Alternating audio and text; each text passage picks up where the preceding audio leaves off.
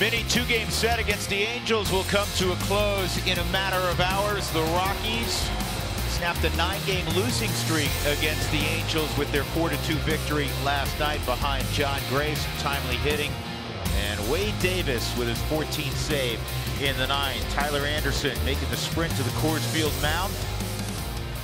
And he'll face a formidable lineup that the Rockies again held at bay last night. They come in with the 4th best offense in all of baseball, averaging better than 5 runs a game. Here's Tyler Anderson's numbers, and again, I go back to that opener for him in Arizona. It was a disaster. He lasted just a little more than 2 innings, and he didn't have the normal tempo he had. He straightened it out quickly, didn't he? 7 runs in that game, so that's a 27 ERA, but since in a 2.03 ERA. We know about Tyler and what he likes to throw. The pace with which he goes about it really helps with the changeup. And I know Spilly talked about it a moment ago, needing to work ahead of these right-handed hitters for the Angels. But in his last starts, righties were just 1 for 19 off of Tyler. Well, you go back to that first start, he gave up 7 runs. He's given up 7 earned runs in his last 6 games. And here's the lineup he'll face for the Angels. They've moved Ian Kinsler down. He's been struggling, so Zach Cozart's going to lead off. Then naturally you have Trout. Upton hit a 2-run home run last night. That came against Adam Ottavino, so we know Adam's human. He's not a machine? Yeah, he's not a machine. Albert Pujols been accused of being a machine, right? Just about a hit machine. A hit machine. Andrelton Simmons is red hot. He's got a 12-game hitting streak. He'll bat 5th. Then Kinsler, Jabari Blash again in right field. And doing the catching this afternoon, the veteran Rene Rivera. Take a look at the John Deere defense behind number 44. Focus in on the 2 corners. David Dahl will be in left field, and Cargo's back in there in right field. You may recall yesterday Cuevas got a start against the lefty, and Gerardo Parra was in left field. And the infield is airtight with Arenado, Story. Castro's in for LeMahieu. Nothing wrong with DJ. This was by design, coming off the hamstring injury. They were going to play him in 1 out of 2. Buddy decided, okay, DJ, you'll play tomorrow. You will sit the next one, and then you'll be ready to go tomorrow when the Rockies open up that series against Milwaukee. First pitch of the ball game is in there, strike 1 on Zach Cozart. The Rockies, and this was talked about with Buddy today, are shifting more of late than they have really on average a year ago.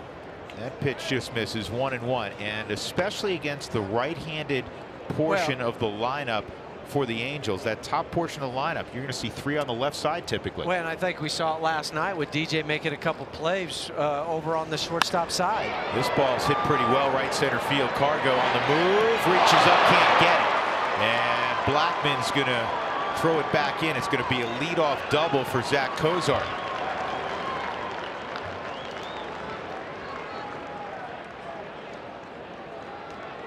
So Cozart leaned on one and drilled it to right center field. Well, off the bat, I didn't even think Cargo was going to have this kind of a shot at it. It's the 9th double this year for Zach Cozart. Just out of the reach on the Subaru Supermo of Cargo. I mean, he came a lot closer than what I thought when he took off after this. Yeah, you know, from an infielder's perspective, you always want that, you'd like something in the first inning, kind of get your feet underneath you. You're out there in the outfield, boom, all of a sudden there's a line shot that's in the gap. Mike Trout in there, great low ball hitter. He's a great hitter, that's pretty clear, but he's a really good low ball hitter. Really not many holes in his swing. You think you could come inside, but he can pull the hands in to get a hit. Outside, 1-1. He was 0 for 3 in a walk yesterday. In fact, the Rockies did such a good job with the top 4 in that Angels order yesterday. They were 3 for 15 in a walk. The one big blow, the hanging slider that Justin Upton crushed. Good pitch came in on him. That's the cutter. And it's in off the plate. But when it leaves his hand, it looks like that strike on the inner third. So Trout saying, well, I've got a chance to get this one. And then it keeps going in. I mean, but that's where you have to pitch Trout. If you're going to do that, you got to make sure you don't let him get his arms extended. See where they work here, 1-2. And that ball to center field is going to die for a base hit. Cozart got a good read. He stopped, and now he's going to keep coming, and he'll score. So Trout makes it 1-0. 2 hitters into the ball game. He got that off the end of the bat, and there goes the 24-inning starting pitching scoreless streak at Coors Field, second longest in the Rockies' history. On the Actually, not off the end. Yeah. He got jammed a little. But just still strong enough to drop it in front of Charlie in center, and that's a pretty easy read for somebody out at second base. When you see that, and that's why Cozart kind of just trotted home after he gave a glance around third base.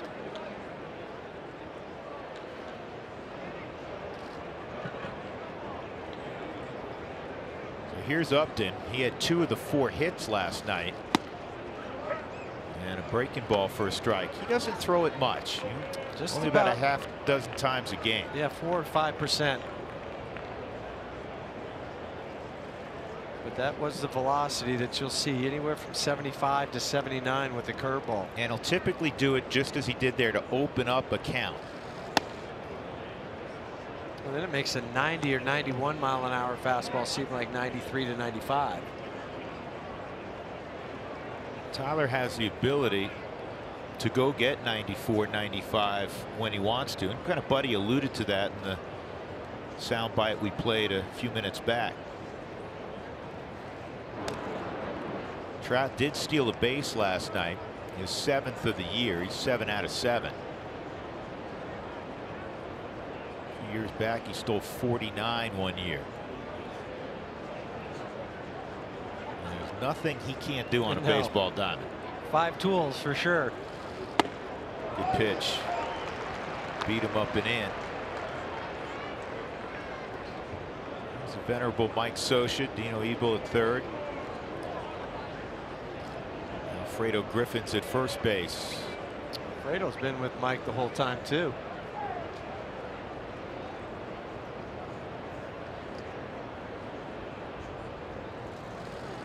Swung on and missed, and Upton's gone. That's the first out. And the key in that sequence, which was a little different from the Trout sequence, he got ahead of Mike, and then the pitch that jammed him was still over the plate. With Upton, who's very dangerous, that pitch was in off the plate. Yeah, and that's part of what you have to do today against these Angels. So here comes Albert. And the Pizza Ranch for the win today is don't let the Angels get their wings. I know we saw Mike Trout get a base hit, but last night they were just 1 for 7, and as a whole just 6 for 32 against the Rockies. So right now you just kind of minimize what happened. You got the ever dangerous Albert Pujols. Albert had a base hit last night, career hit number 3003.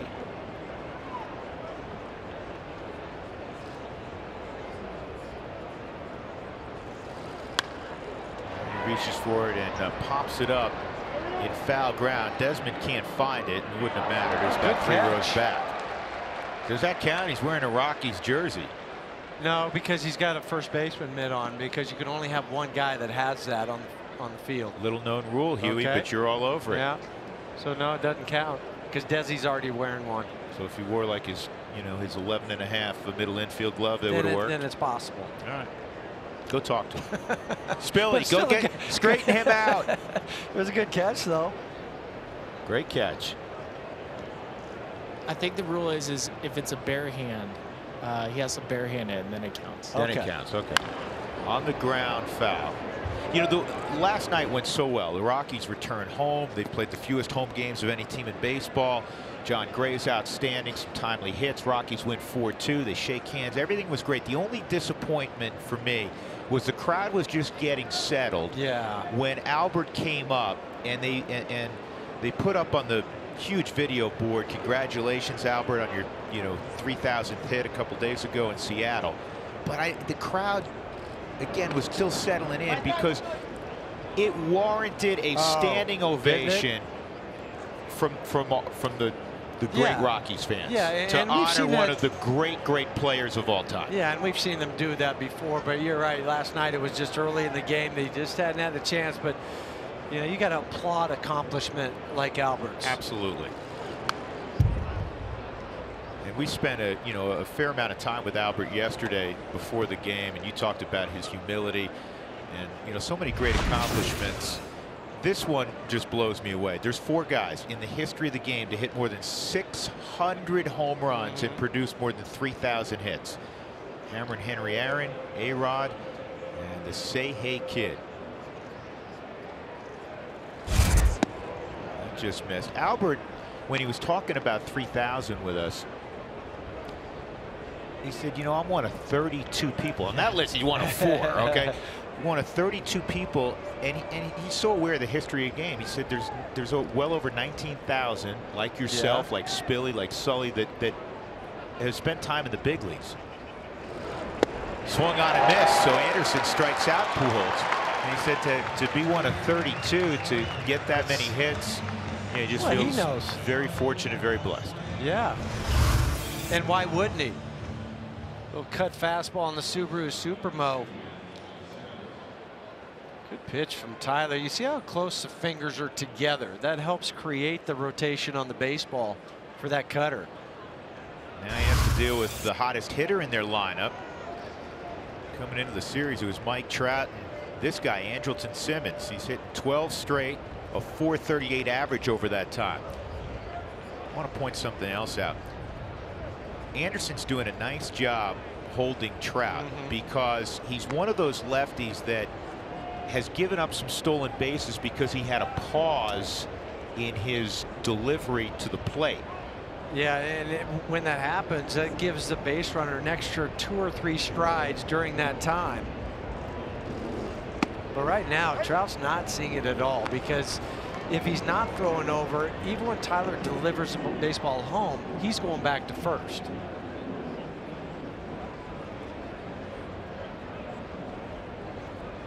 Simmons hitting .394 against lefties.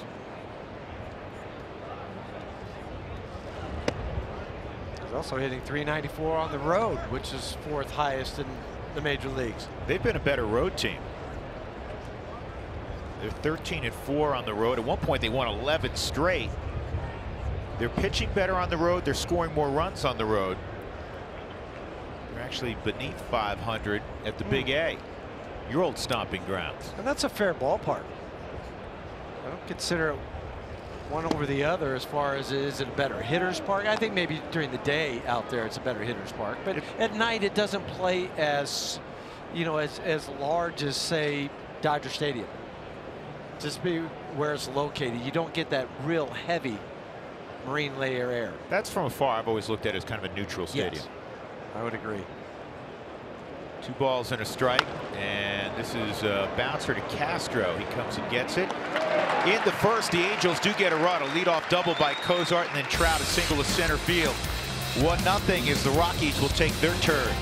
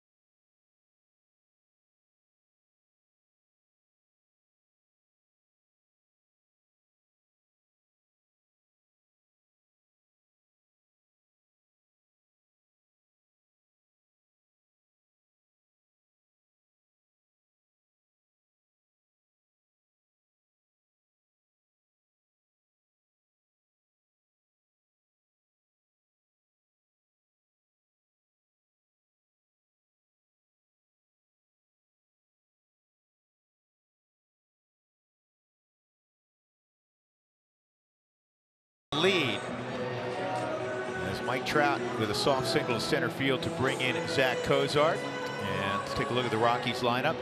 Charlie with DJ back was hitting second yesterday, so David Dahl will slide behind Charlie this afternoon. Then it's Nolan, Cargo, Trevor Story. He had a couple hits yesterday, including a triple.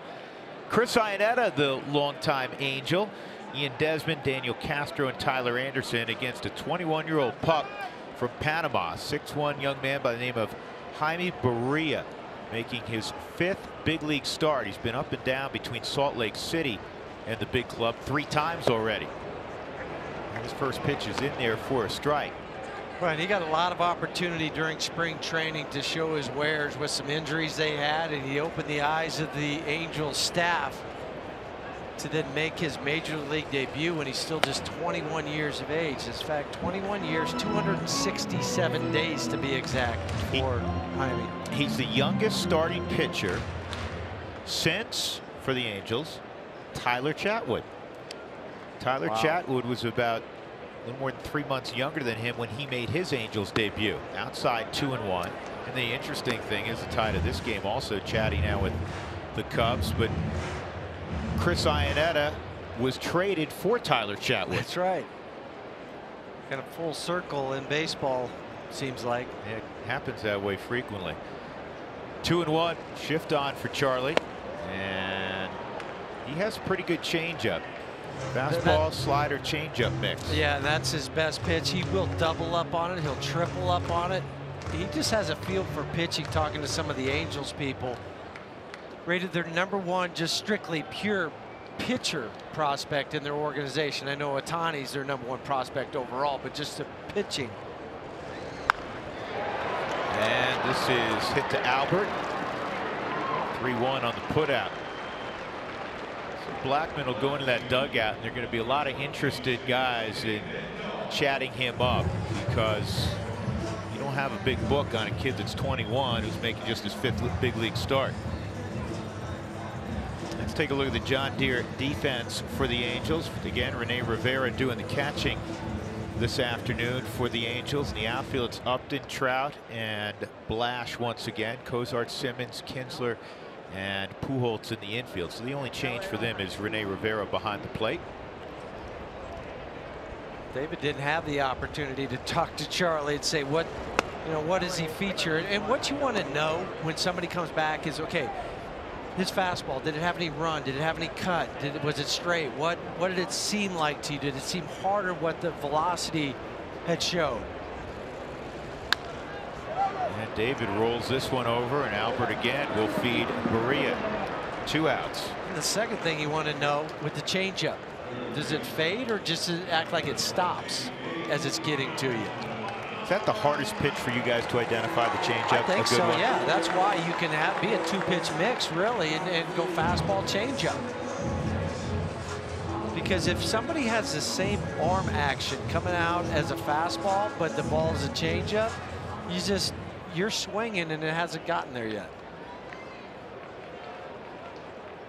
That is a pitch that's so hard to perfect, and the guys that have good ones typically have a lot of success. And if Tyler Anderson has a good one. Chad Bettis has a good one. And so if you're teaching youngsters, teach them to command the fastball first and foremost, and then work on a changeup. Don't worry about sliders and curveballs and all this other stuff.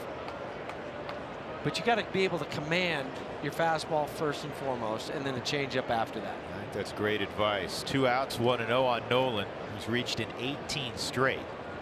Second longest stretch of his career, in fact. He hit a 30-gamer. I remember that. It's 2014 already, but it's quite a stretch.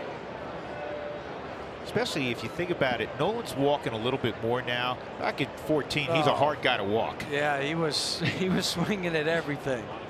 1-1. And there's a line shot that's going to hold up. Whoa! A snow cone for Justin Upton. That thing was hit so solidly that Upton came in and then had to reach up. Watch this again. That wanted to climb out of the glove.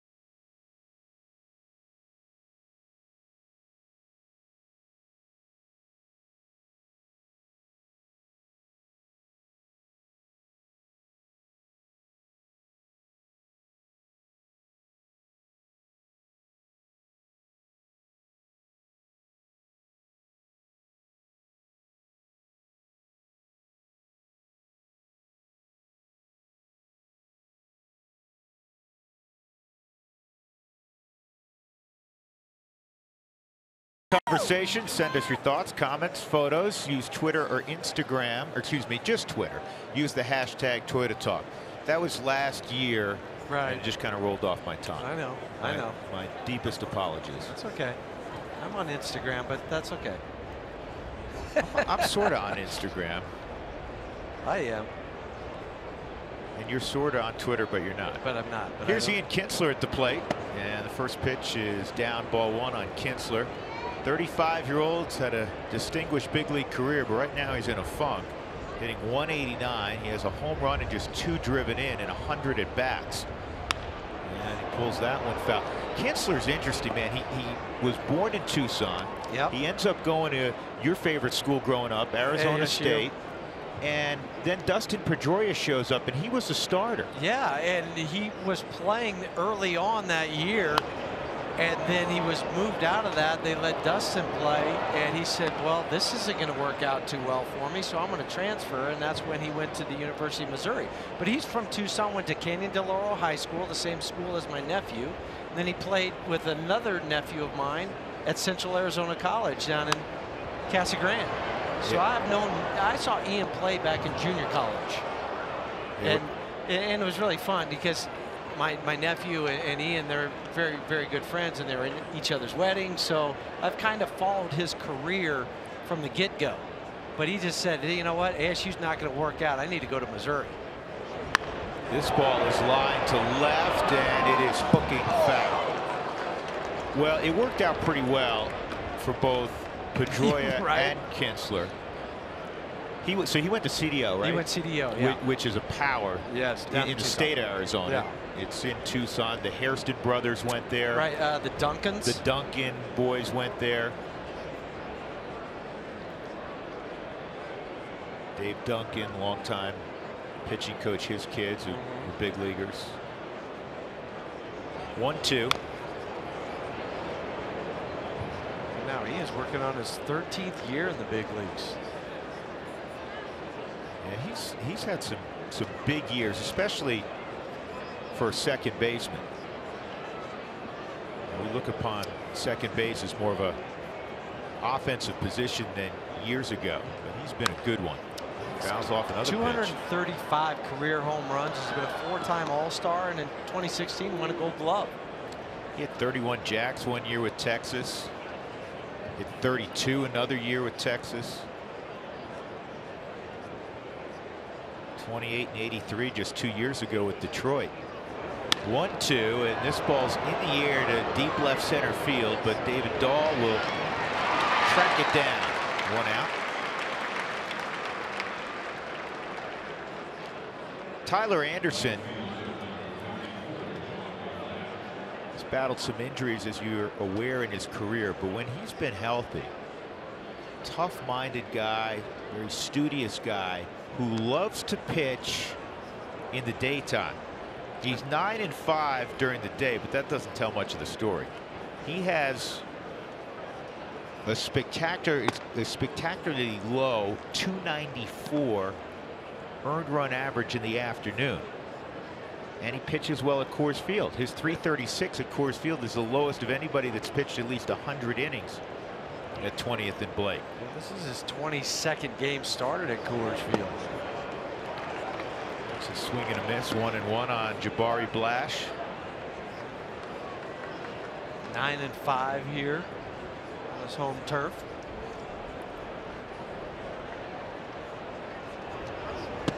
Boy, that changeup is unfair. Jabari Blash wanted to reset and swing twice before that thing reached Chris Ionetta's glove. Remember the Bugs Bunny cartoon? They swing 3 times before the ball even gets there. That's where the reference to Bugs Bunny changeup comes from. And Blash is gone. And if you notice, Tyler Anderson gets a high chase percentage. Pitches again, we call him chase if they're actually out of the zone, because the changeup fades. Looks like you got to cover it on the outside portion of the plate, and it fades. And this year, changeup really has become his go-to pitch. Not that it wasn't before, but when he's feeling it. When he gets that good extension with it, turns the wrist over, that's when it really just kind of works from the Subaru strike zone out of the Subaru strike zone. Strike one on Rene Rivera, the 34-year-old backstop. And fastball to push it back at 93. Rene originally came up with Seattle. Time with Minnesota. Rockies used to see him when he was with the Padres, playing for Buddy Black for a couple of years. On the ground toward third. Nolan throws him out. It's a fine inning for Tyler Anderson. Middle of 2, 1-0 Angels.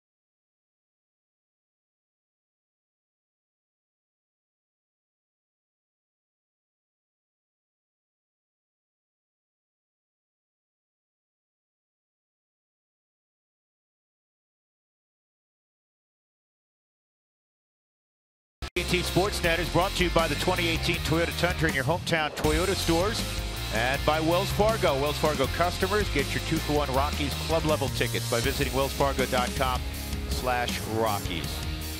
Beautiful Wednesday afternoon. The Rockies trailing 1-0 as Carlos Gonzalez will lead it off, batting in the cleanup spot this afternoon with Jeff Houston and Ryan Spilborghs. I'm Drew Goodman. Glad as always that you're with us. The Rockies tomorrow will welcome in the Milwaukee Brewers for a 4-game set. And for the Angels, they'll head home. They'll take on the Twins for 4. And they'll open up an 11-game homestand. When was the last time we had an 11-game homestand? So long ago that I can't remember. Can't recall, no. Shift on for Cargo. And here's a quality swing there. He's trying to get going. Average down at 213. Hitless in the Mets series, and he did not start against the lefty yesterday, Andrew Haney. Trying to snap an 0 for 11.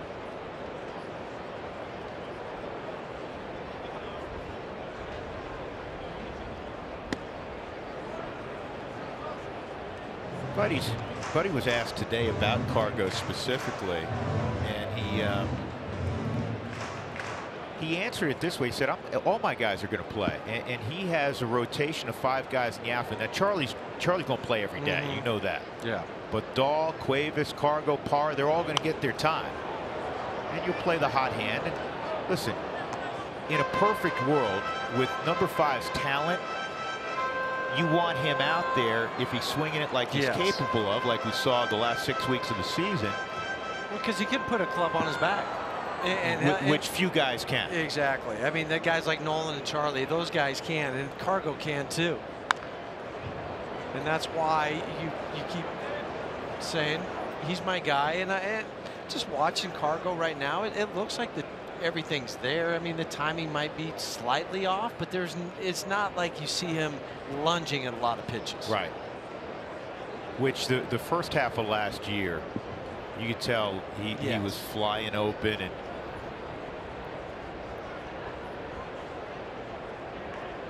here's the 1-2.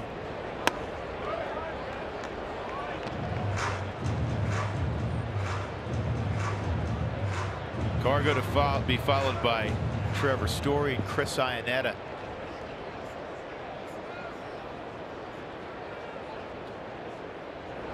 And Cargo lines this to right, and it's going to run for a little bit. Blash will have to field it once it hits the wall. Cargo to second with a leadoff double. And that was evidence of what you were talking about. He was able to stay back on an off-speed pitch. And you're not doing that if you're lunging. If you lunge, the only thing you can do then is roll over on it. Change up on the Subaru Supermo. He tilts the upper half to go down and get this ball. It's a little unfortunate, though, as he's going around first base.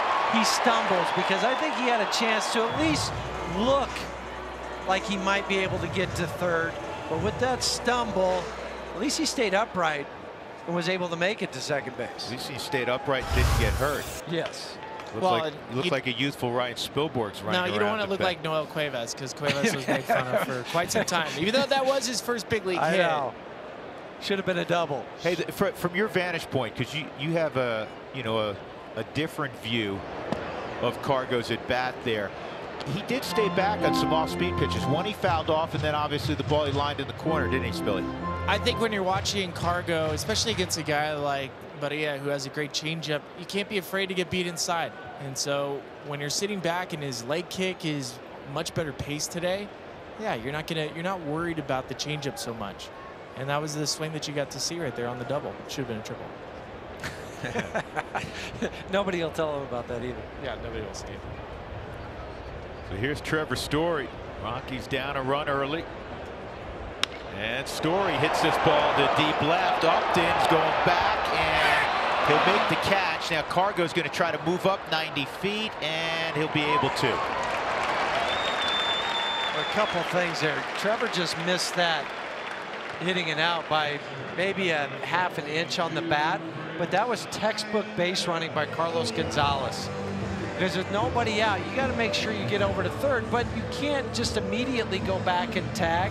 He went off about 3 or 4 steps and saw that it was going to be caught. That's when he goes back and decides to tag, and now he's in scoring position for Chris Iannetta. Well done, Cargo. Yeah, you don't want to see the old, you're at second, the guy hits a double, and you end up at third. Right, or you go so far to third that he catches it, you go back, and then you can't tag.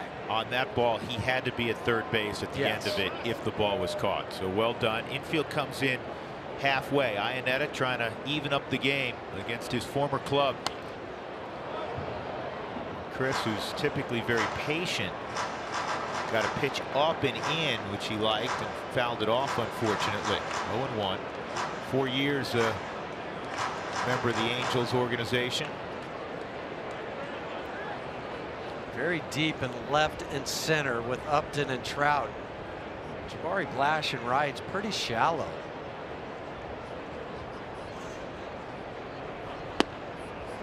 And that's a called strike, so Iannetta will have to work out of an 0-2 hole.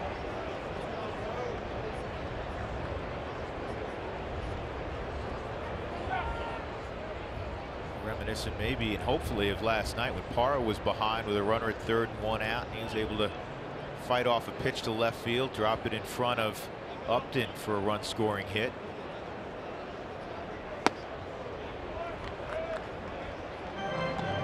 Remember that last night was 64 miles an hour off the bat of Parra, but it's not sometimes how hard you hit it, it's getting it in play.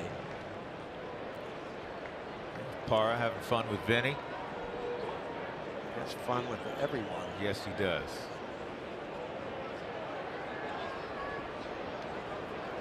So if you're in that dugout right now, you want to kind of gravitate to their corner because you're going to laugh. It's going to be uplifting. Yeah.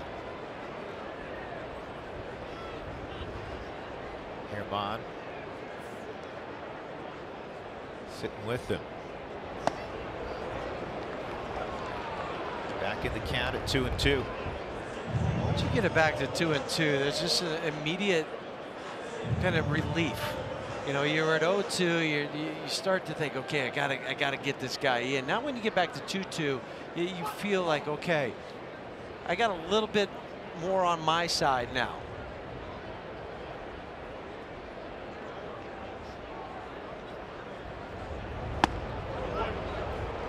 Held up. 3-2. Rivera asked Greg Gibson at first base. If you ask and it's, you know, three seconds later, you were never going to get the punch call there.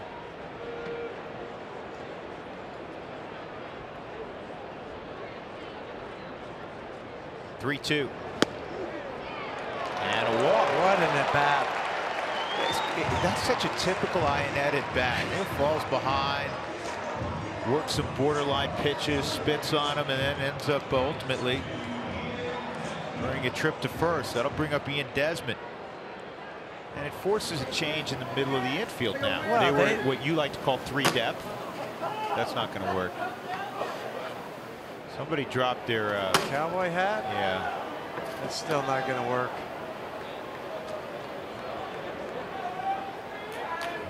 Give it another try. Move back, get a better angle. You need a better launch angle. Yeah. No, never mind. The heck with it. That's where your hat will now reside. Desi, big day Sunday, 2 home runs. Yesterday 0 for 4, 3 punch outs.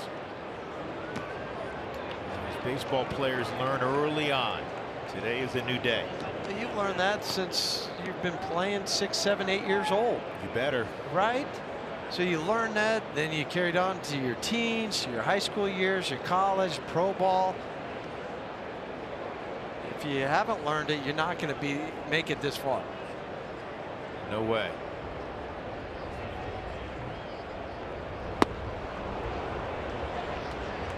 That is the slurve. I know he calls it a slider, but sometimes it's a curve depending on the action of it.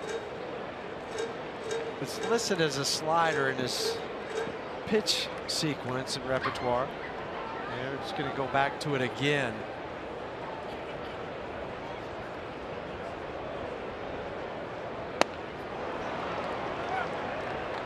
One and two.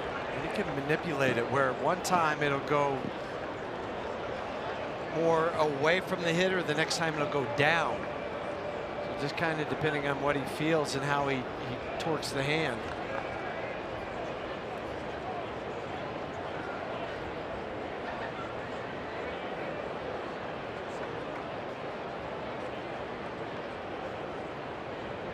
Setting up away.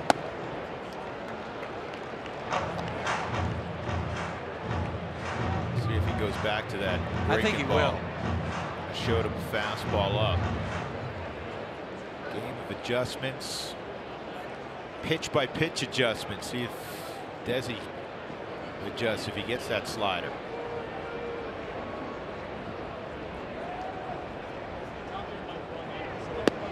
He got it, stayed off it. 3-2. Now normally in this situation you're going to get movement from the runner at first. I don't think you're going to see it obviously with Chris, you know, a catcher, because then you may run into it and you know Desi strikes out some, so you're going to run into a potential, you know, strike him out, throw him out. That'd be the worst case scenario. So and Rivera's 2 for 5 throwing out would-be base stealers, so 40%. 3-2. And that is strike 3 looking. Right there, 2 outs. It'll be left to Daniel Castro.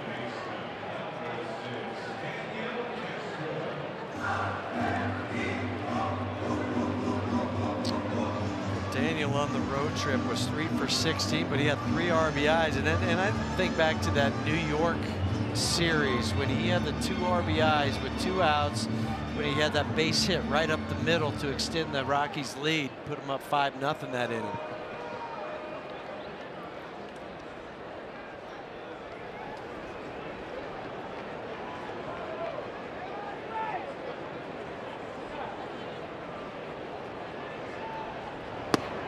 Swung on and missed.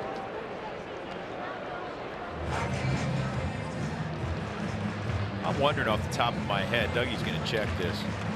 If Castro at some point, Albuquerque played Salt Lake when Berea was down and Castro was still down.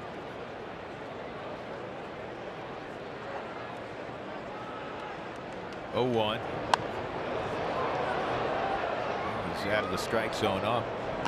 0-2. Going back to that Desmond 3-2 pitch. I don't know if he was guessing but that was a fastball pretty much in the heart of the strike zone.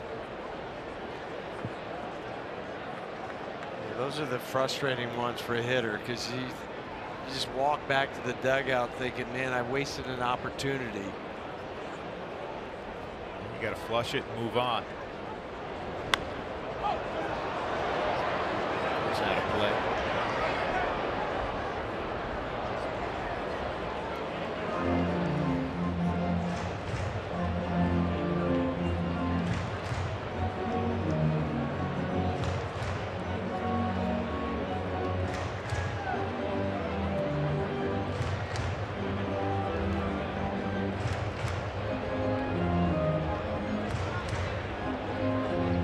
Leadoff double by Cargo.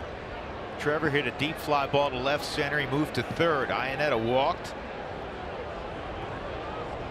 Desmond struck out looking. Now Castro battling here with an 0-2 count.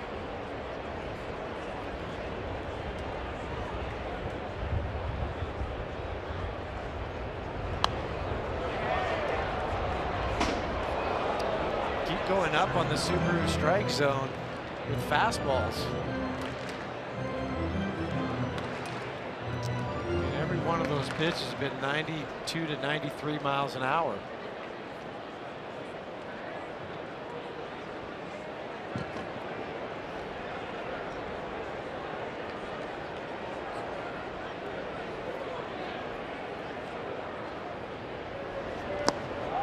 Good job. Castro got called up, and when he did, and one of the reasons why, he was hitting .407 with a 22-game hitting streak in Albuquerque. 8 doubles, a triple. Struck out only 6 times.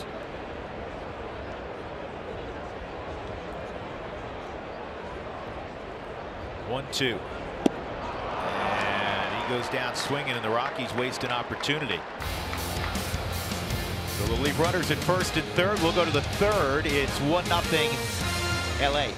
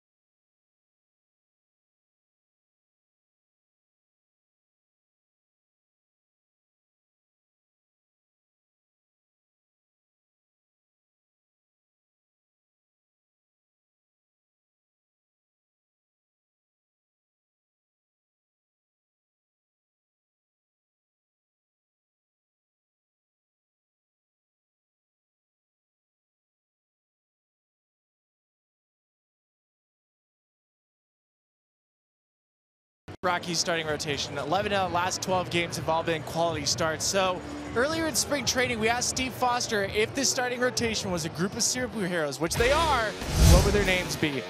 The first one would be John Gray, the Gray Wolf. Ow! And you get to Chad Bettis, the Bulldog.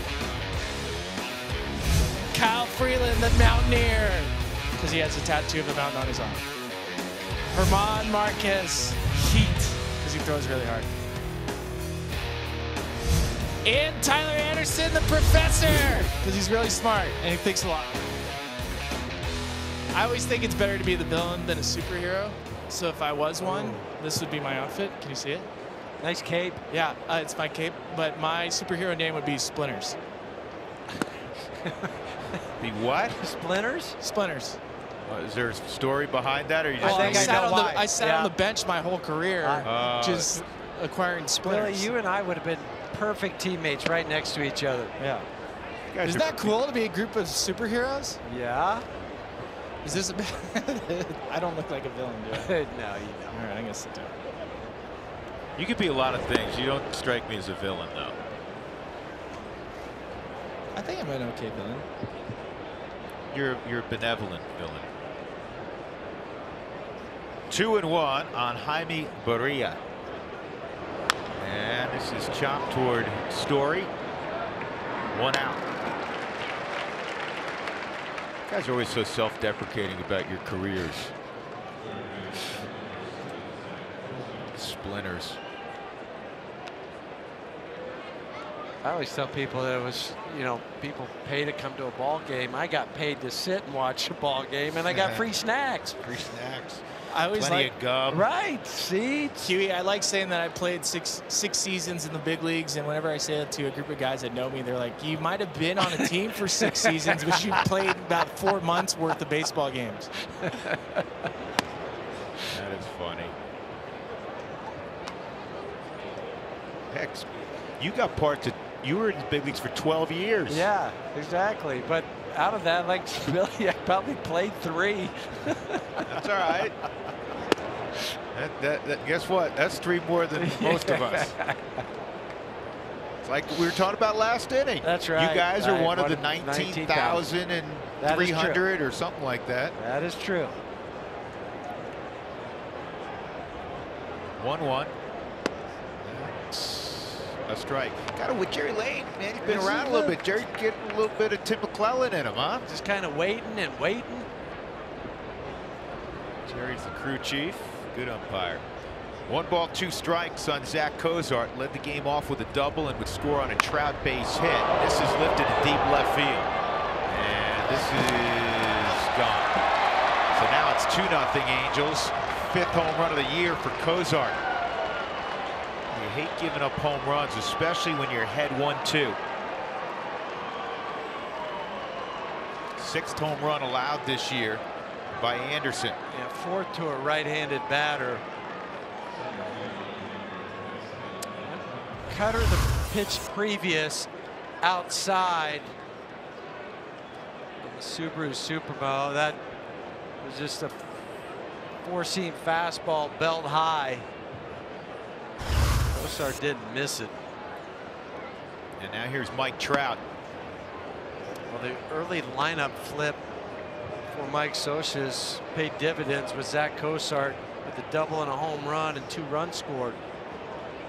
Kinsler hit there last night. Now, it's not foreign territory for Cozart. He's batted leadoff in the past. In fact, he's batted leadoff 14 times this year for the Angels. 1-0 on Trout. Mike Trout, I'm sure you've read a lot about his exploits. He was a late 1st-round pick of the Angels after having a record-setting career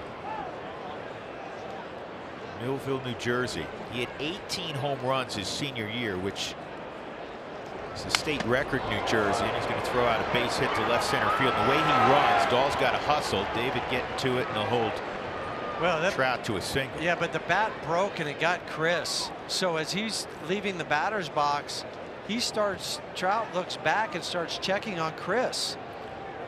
And also Jerry Lane.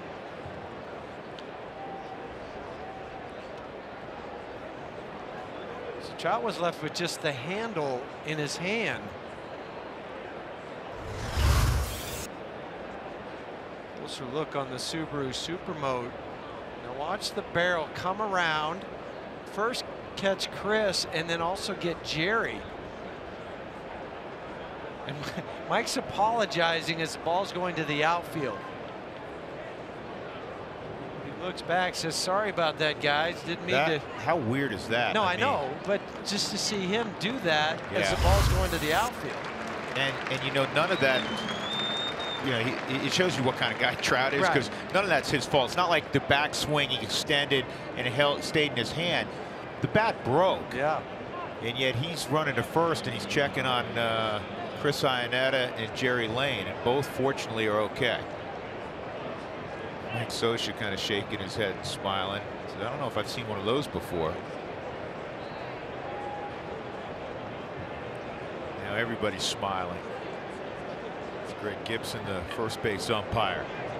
So a run in on the home run by Cozart. Now Trout at first, and here's Upton with one out. It's 2-0 Angels in the third. Upton has hit 7 of his last 8. He's got 3 home runs during that time frame, and he's driven in 10.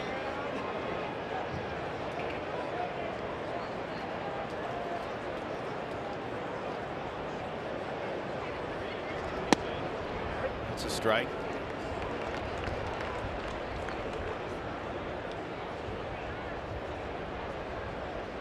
Tyler did a good job, Huey, in that first of limiting the damage. It started out double, single, a run already in. He had Upton at the plate. He struck him out. He struck Pujols out on cutters in. Yeah, it's just been the top 2 guys in the lineup. That's it. And then he got Simmons on a weak ground ball to second. And that's what he's got to do here. Yep. The home run. He got Trout at first, but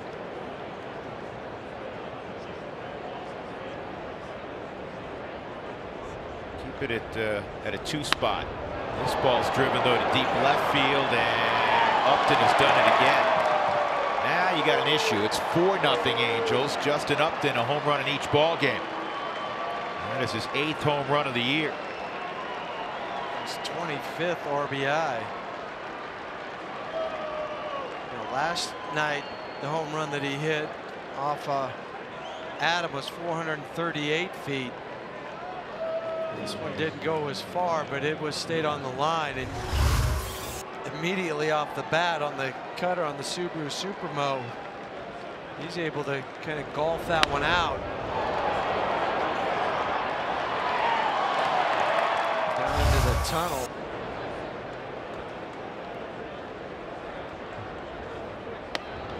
Now Pujols.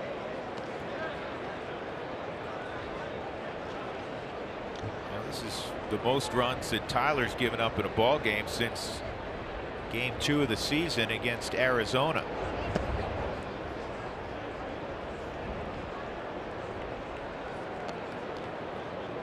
It's the 24th career home run Upton has hit against the Rockies, which is 4th among active opponents. Kemp is number 1. By the way, Matt Kemp's having a really nice first part of the season for the Dodgers. Kemp's hit 42. Adrian Beltre, who used to be a Dodger, we'll see him later on this summer with Texas. He's got 28.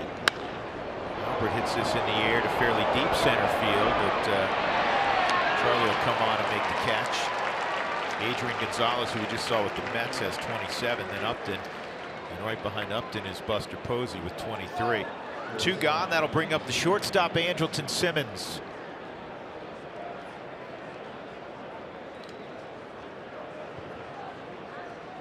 The Dodgers lost last night off the Descalso home run, 3-run home run in the 12th inning. Daniel did a nice job coming off the bench here in his 2 seasons with Colorado, and he's done a great job in a variety of roles. Good pick at first. That's the final out. And Descalso's been a real boost to that Arizona club. 4-0 Angels.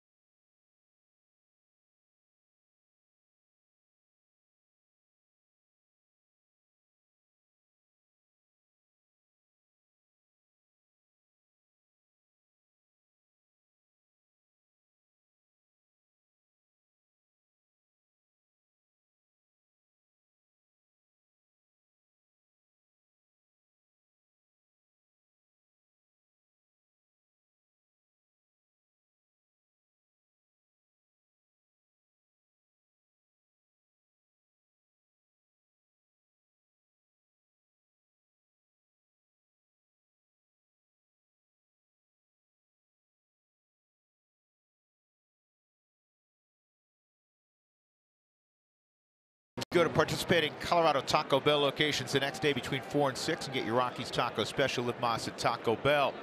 You know, Rockies got to get the bats going. Last night the offense produced enough, 4 runs. And right now they're down 4-0 as Tyler Anderson will try to snap an 0 for 32. His last hit was last April 4th.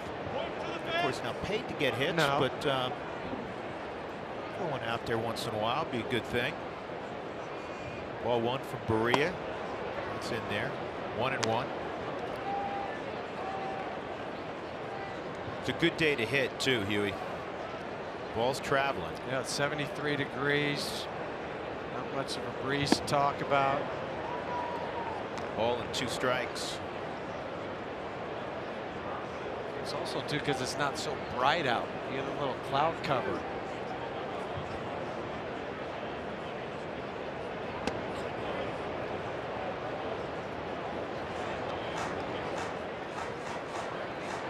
Have won 3 in a row at home. The win today, they leveled their home record at 7-7. They've done a lot of damage out on the road, as you're aware. 15-8. 15 wins, the most road wins in baseball.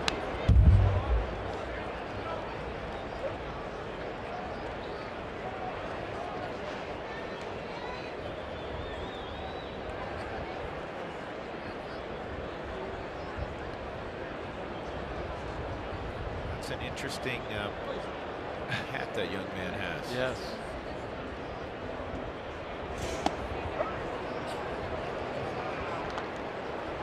Every conceivable way you can form a trout or a fish that may resemble a trout and make it a hat, they've done so. 1 out, 3 straight strikeouts for Berea, who doesn't strike out a great number. 6 strikeouts in his first 13 big league innings. Now, second look at Berea for Charlie Blackmon and company. Charlie hit a 1-hopper to Albert Pujols his first time up.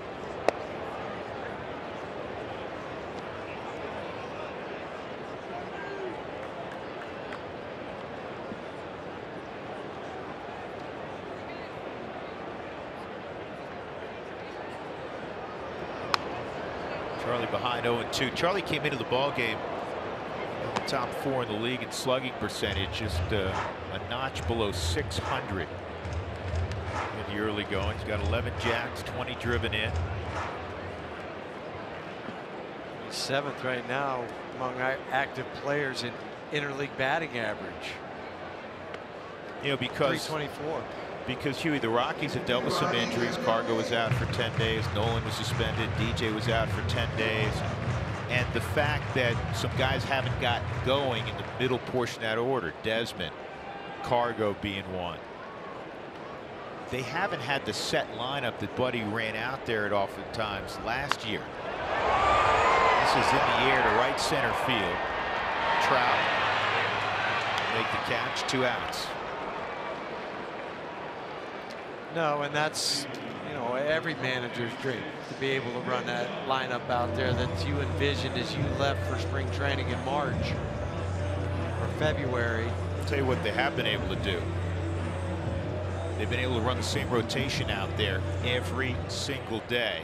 And for that reason, the Rockies are 6 games above 500. They're one of 3 teams in Major League Baseball to have used only 5 starters. The Cubs, the world champion Houston Astros, and the Colorado Rockies. And last year they only used 8 starting pitchers.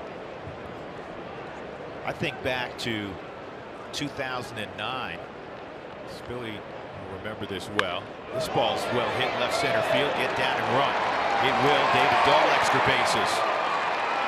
And Dahl with the wise decision with 2 outs to stop at second base. You're already in scoring position. Don't want to make the old first or third out at third base. So a 2-out double for David. Not with Nolan coming up. Don't make that mistake. Second double of the season.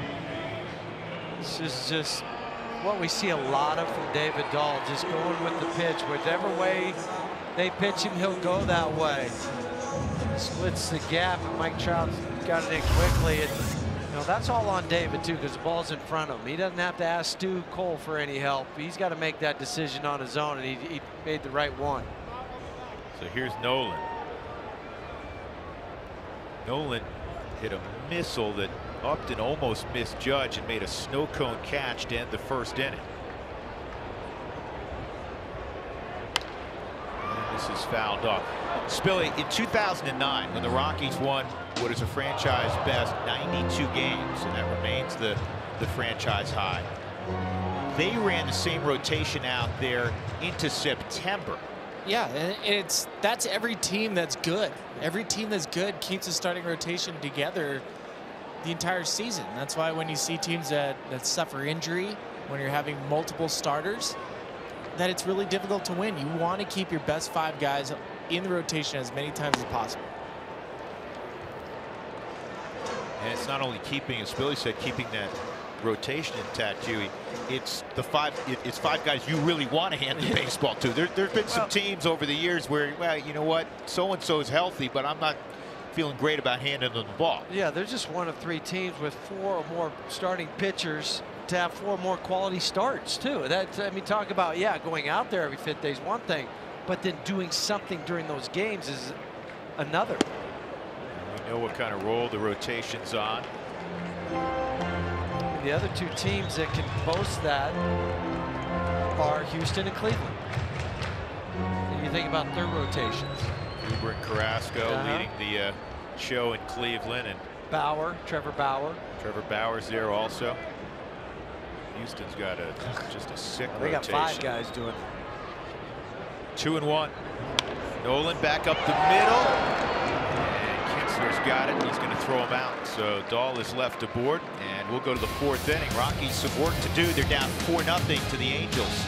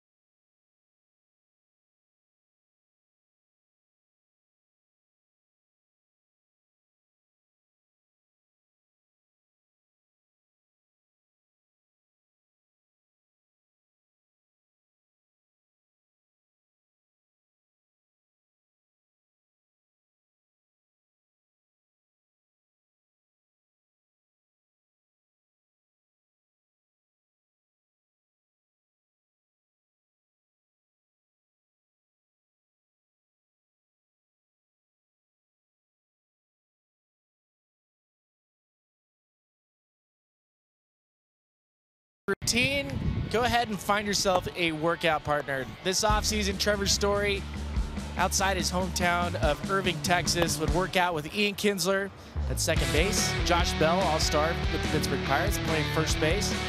And they would do this about twice a week, taking ground balls. They would also hit together in a small hitting batting cage outside of where Trevor would work out.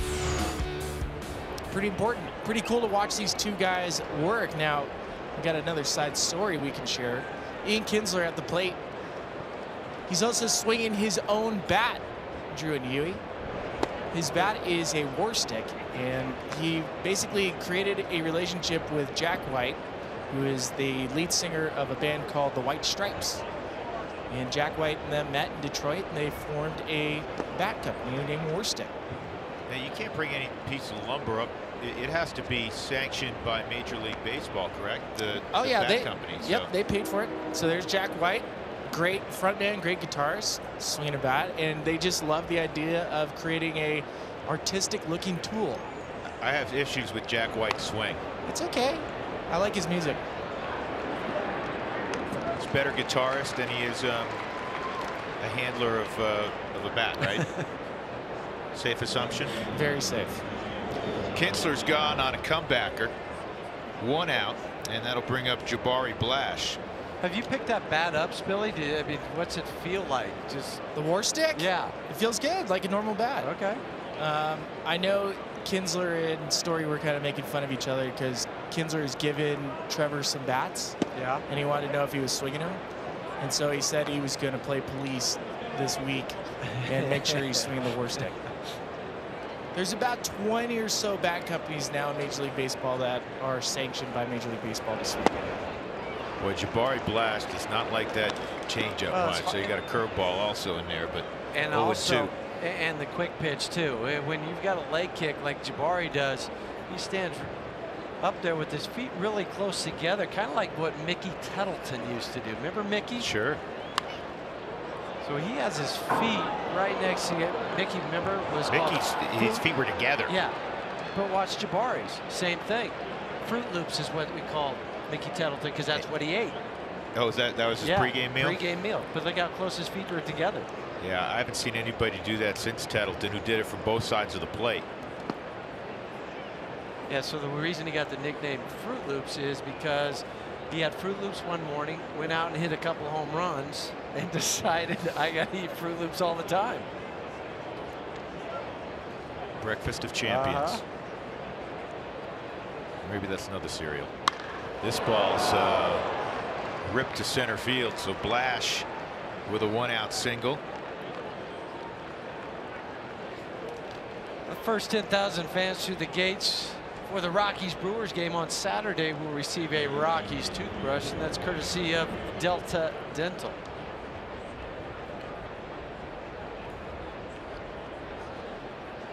Here's the catcher, Rene Rivera. He bounced to Nolan his first time up.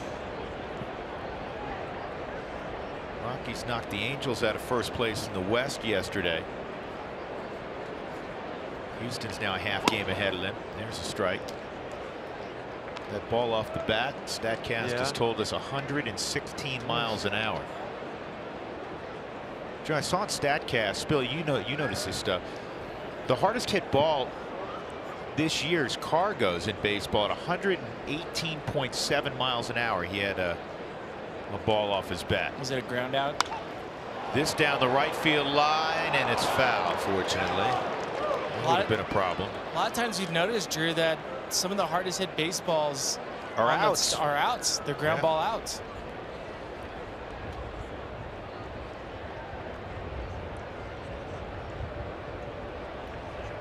Cargo's not a big fan of the new shift.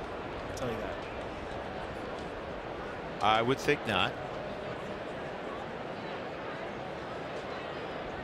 Two strikes on Rivera with the pitcher on deck.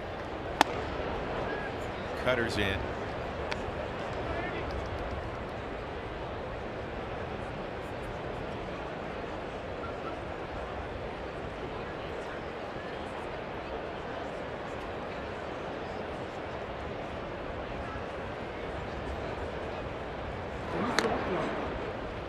Blash runs pretty well for a big man. He's around 6'6".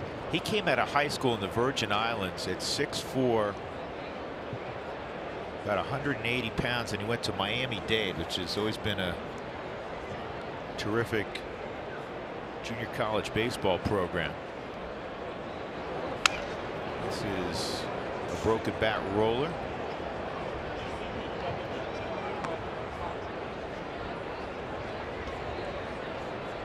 Miami-Dade, they would just crank out players.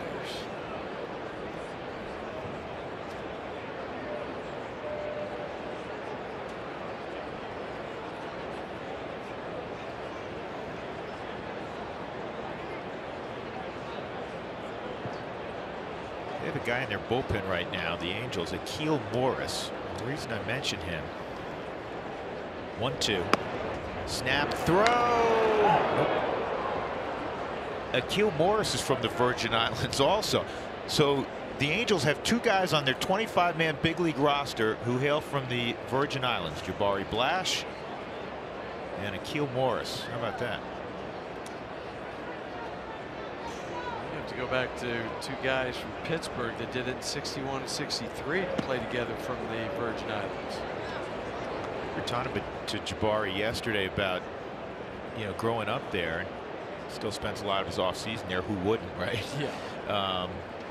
And he said that, you know, little league programs are really strong, but as you get older, it gets a little tougher, especially when you're an elite talent like Jabari obviously was.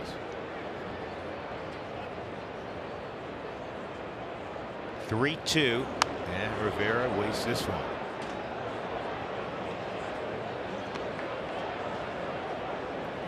.68 pitches in the fourth inning with one out.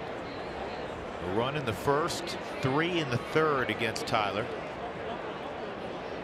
Rockies have been out hit 6-2. Still early, real early, top of 4. And he lost him. So now they're 2 on, and that'll bring up Berea for his second ever big league plate appearance. His first one, he grounded to short. And the heck with the signals. Yeah, but Mike Scioscia's going to whisper in his ear, this is what you're going to do. And he'll still give the sign to Dino so he can relay it to the base runners, but I think the whole ballpark knows what he's going to try to do 3 times. I mean, you could yell it out, bunt. You're going to bunt, and you're going to bunt, and if you have 2 strikes, you're going to bunt again. Go ahead and show it early.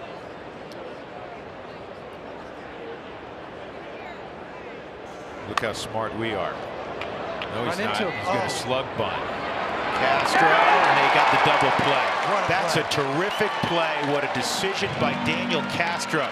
He had the internal clock going, and he turned it into a 4-6-3 double play. He knew he had the catcher running and the pitcher running. 33rd double play the Rockies have turned this year.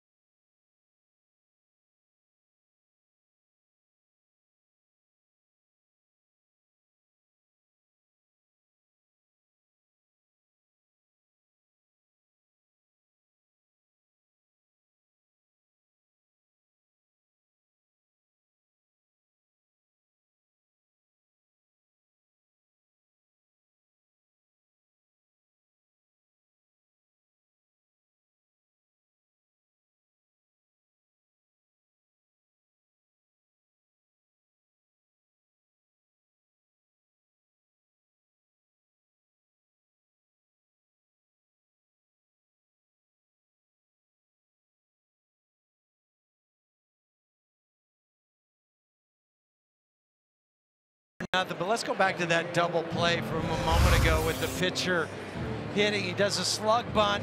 Daniel doesn't leave his position, so now he's got 2 choices. One, he can continue to go and maybe run into Rivera, but he doesn't do that. He knows that Rivera's running, and he also then gives Trevor a good throw to first base. But notice how Rivera gets out of the way. So Daniel says, I've got time to get that lead runner. There's out number 1. But out number, that's out number 2. But out number 3 comes with Trevor throwing to first base. But it could have also been an automatic double play because he impedes Trevor's ability to throw the ball there. He didn't ever slide. So if Trevor would have thrown that away, you could have gone to replay and it would have been a double play no matter what. There's a lot going on there. A lot going on. But first and foremost, I think it goes back to what Daniel just did. He knew who was running prior to that ball being hit. And it goes back to what we were saying. We were all over it. He's going to bunt 3 times. You're a genius. Absolutely.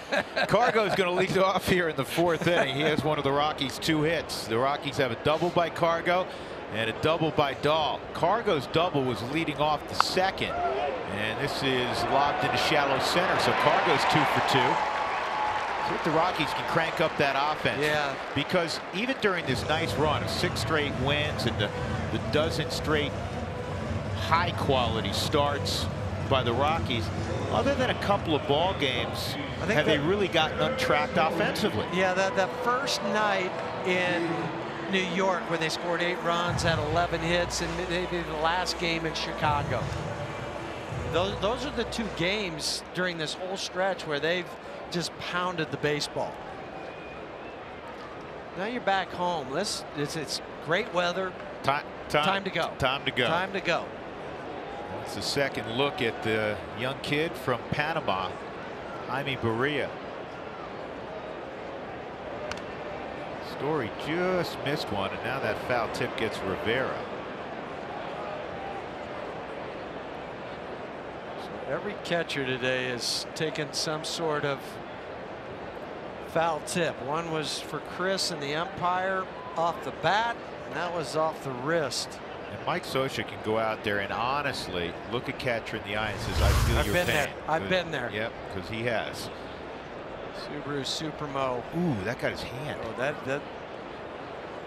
his fingers. I thought it was his wrist.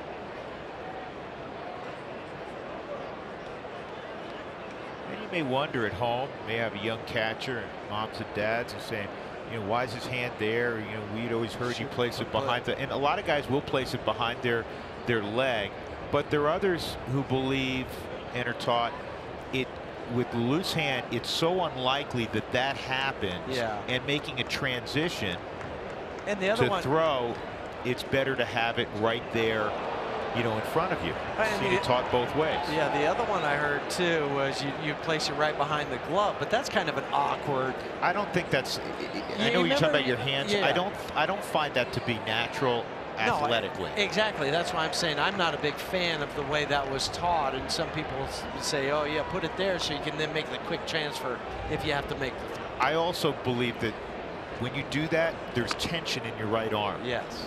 Yeah, because you're almost bracing for the ball to come in. Right. When it's sitting on your quad, it's loose. Even behind your back, it's loose. So that loosens up your left hand to receive the baseball. And you watch Rene. His hand doesn't feel good, but he's probably not going to alter it right now. Remember when you get your hand hit, it's shaking because you get the adrenaline going through your body. Yeah. So we'll resume with Cargo at first. Nobody out. Rockies down 4-0. Story with a 1-strike count.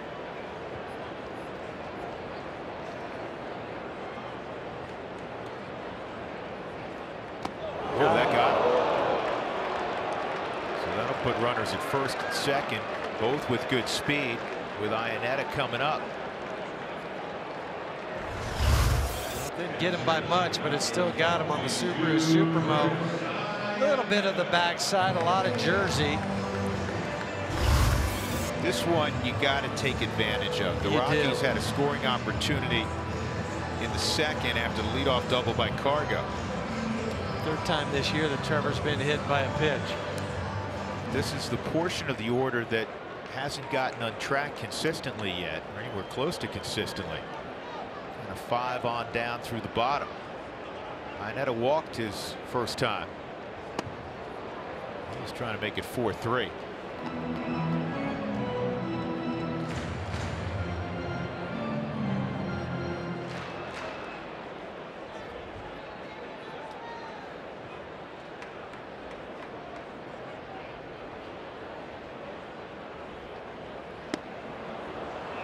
Pulled the string on him.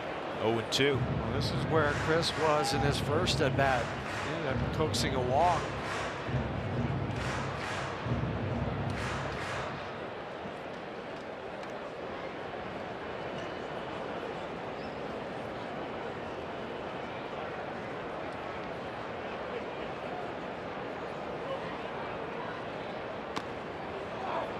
Ooh. Did he get crossed? He caught it. It's an out. He caught it. That ticked the bat. Ionetta's gone on a strikeout. Buddy is going to come out. Well, Mike Scioscia's going to come out and check on Rivera. Now they're going to check.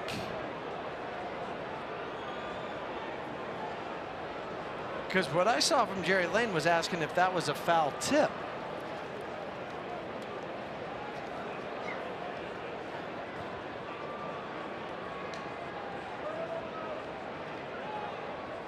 A foul tip is not reviewable under the rules. That ball then never hit the ground. And I think what Bud's trying to argue is, wait a second, you are, and I think it did hit the bat now looking at the Super Bowl, but he's asking Greg Gibson at first, you're 100+ feet away. How could you see if that was an actual foul tip when Jerry Lane's right behind the plate and listening for a sound? Well, they got it right on the field. It Yes, looks like yeah. But I'm just saying what Bud is trying to argue right now.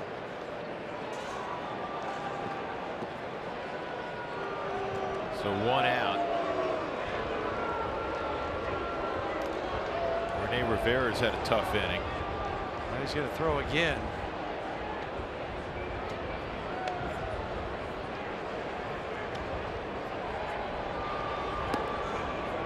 Fourth strikeout for Berea. I think his fingers are still bothering him. Not so much where he caught that ball on his wrist, or excuse me, underneath the arm on the foul tip. It's that index finger. Just him throwing to the shortstop is enough to see that if you're thinking, well, pull off a double steal right now because he can't throw, he clearly is all right throwing. So here's Desmond. He struck out looking his first time up on a 3-2 pitch. 0-1 out in front. Desmond, a career .290 hitter against the Angels.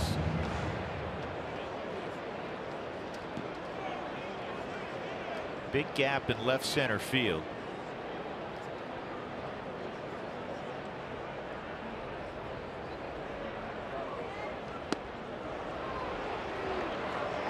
He's just not picking that pitch up. Nope.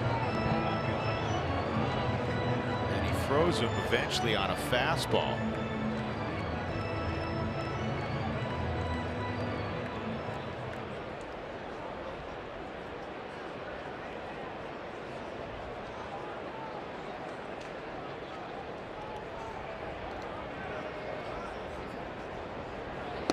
And he got him on 3 changeups. Another tough at bat for Desmond.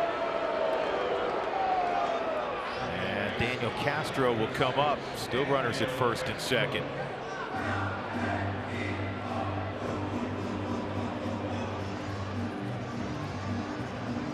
Chris Russin is up in the Rockies bullpen if Daniel can reach. Might go play the pinch hit card. Well, you had a day off Monday. You got guys who are well rested down there. Down by 4 runs now. If it's 2-0, not as big a Different deal. story, yeah. But down by 4, had a lot of scoring opportunities.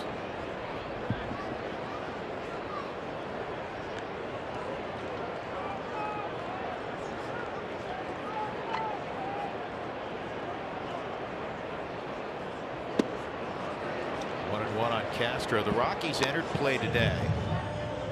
It's so unusual, folks. We look at the stats every day, and when it comes to club batting, you always just look at the top of the list because the Rockies are always 1 or 2 when it comes to batting average, runs scored in the league. The Rockies are 3rd from last in the National League in hitting. Entered play today at 228.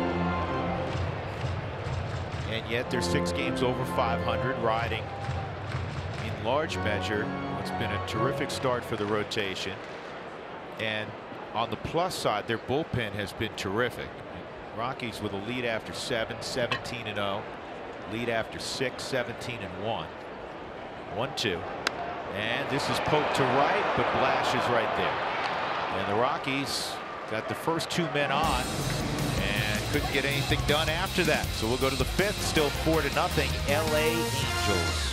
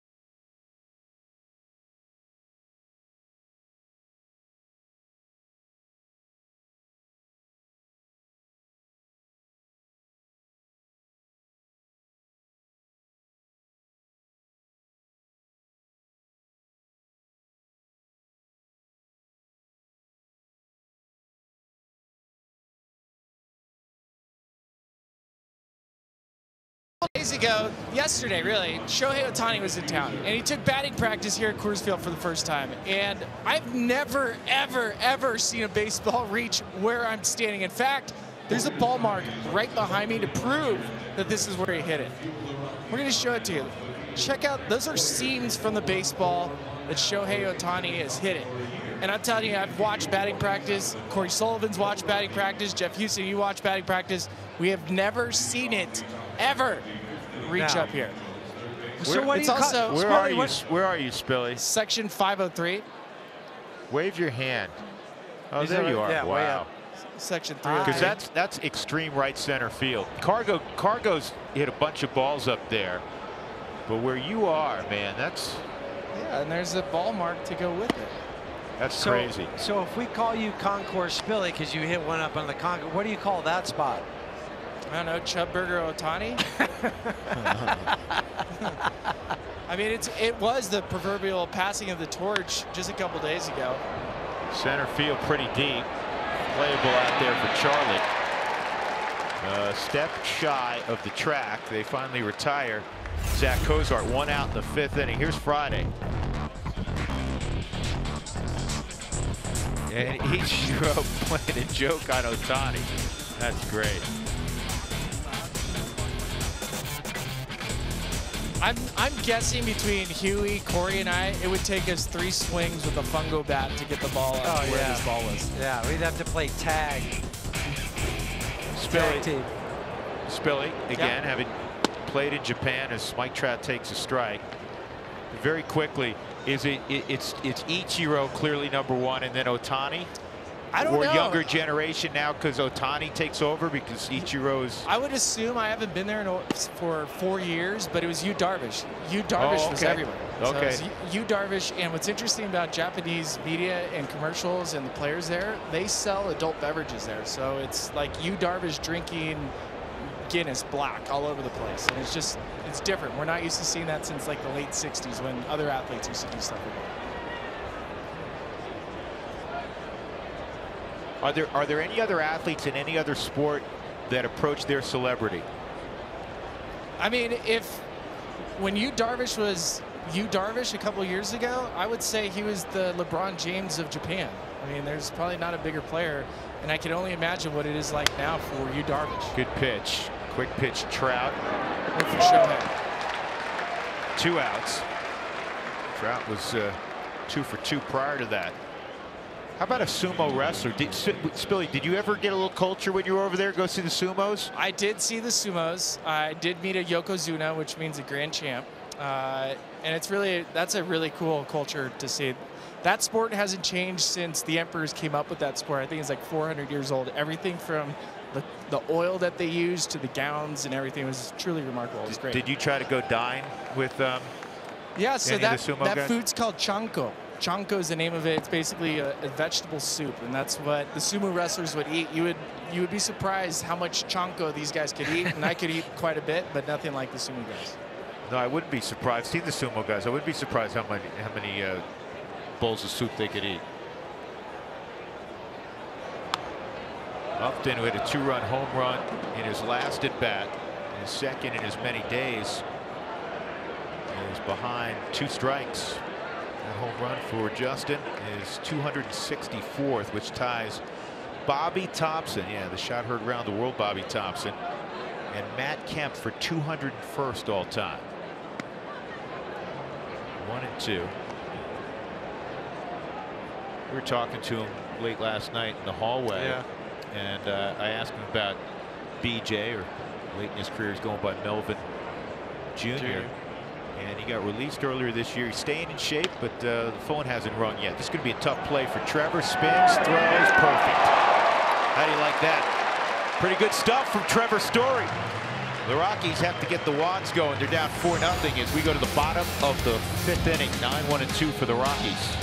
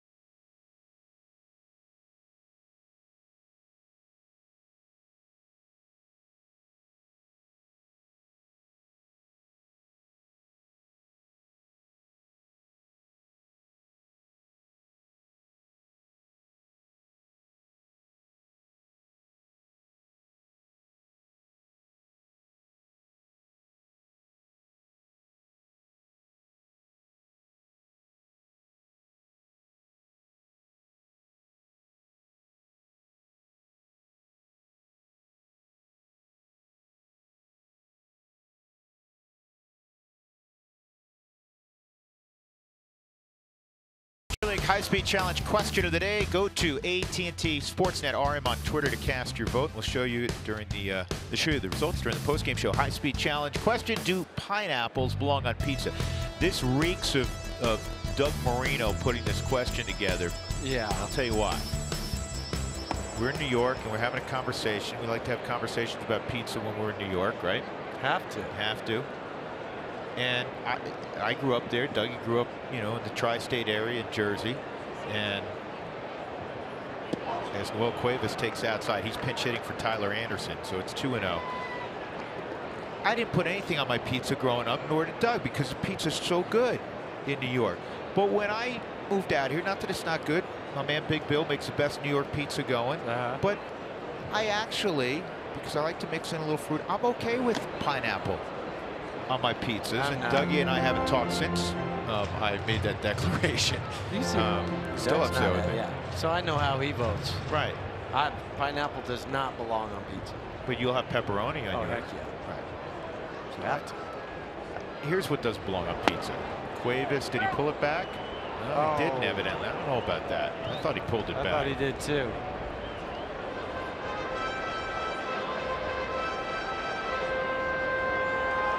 Two and two. Chicken. You know when they start putting everything you can find in the refrigerator on pizza, then I'm out. Like pineapple. Do you put pineapples on your spaghetti? Doug's written a note to me. Sure. This ball's lobbed into shallow right. Drop, drop, drop. It will. See, you know what I love about Cuevas so far? There's a lot of things to like. He's grinding and he's finding a way to get the ball in play, and we've seen a couple of times him rewarded for getting it in play. Well, amazing. Good things happen when you get it in play. Not hit hard, and even with Blash playing very shallow in right field, still finds some open grass there. And now for Noel, he's hitting 5 straight. He's 8 for 14 during that 5-game hit streak. I think at least a couple of those were non-starts. They were pinch hits. Here's Charlie, 0 for 2. Ground out, fly ball to center. No, definitely third time through the lineup.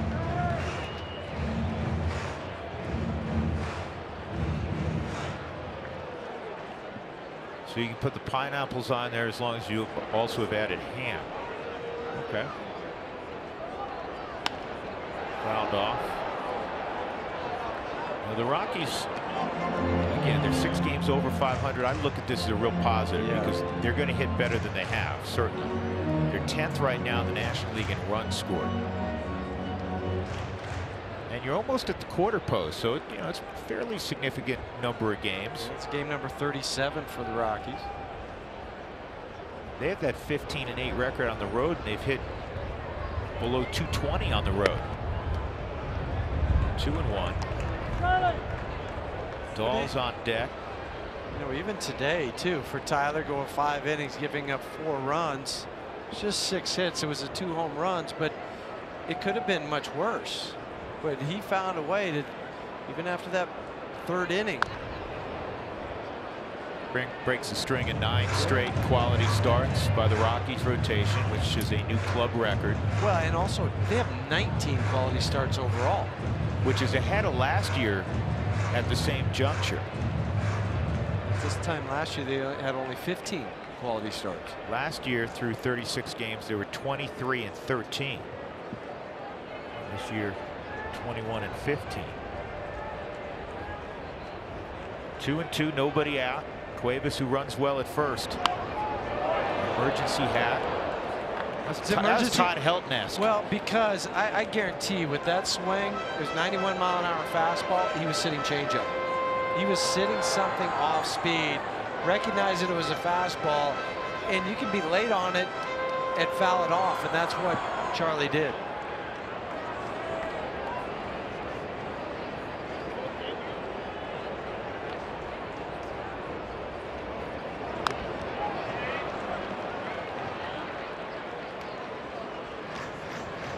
Stays 2 balls, 2 strikes on Blackman.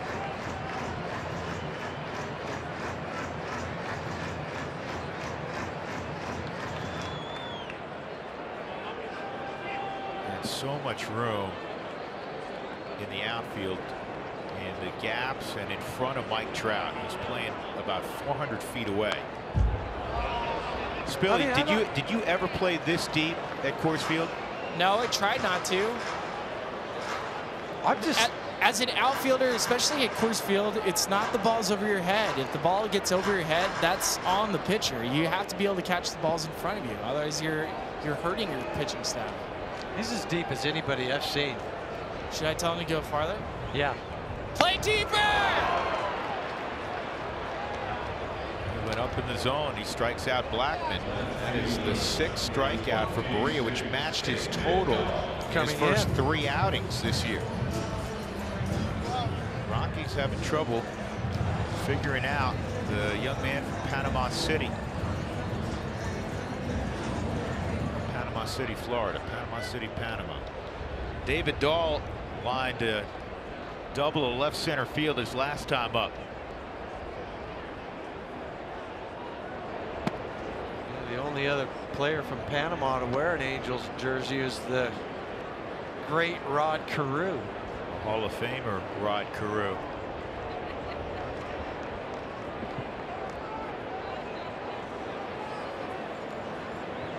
It's on the rooftop. It's a pretty good game of Jenga. 1-1 on Dahl.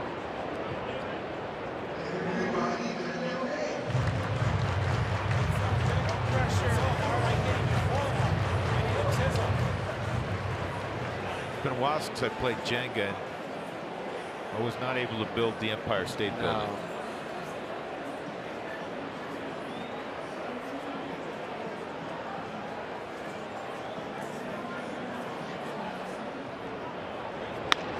Line shot. Double play. And we move to the 6th inning. The Rockies still the goose egg. 4-0 Angels.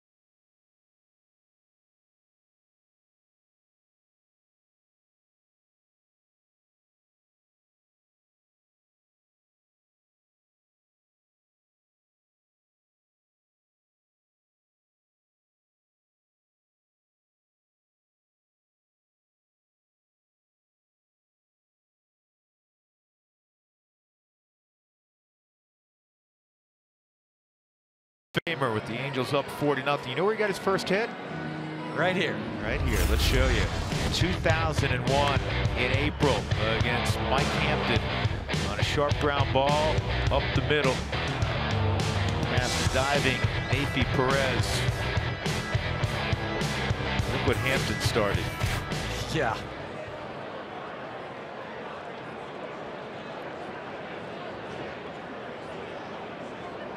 Albert, a strikeout and a fly ball to center field today. He has 1,938 runs batted in. That's 9th all time.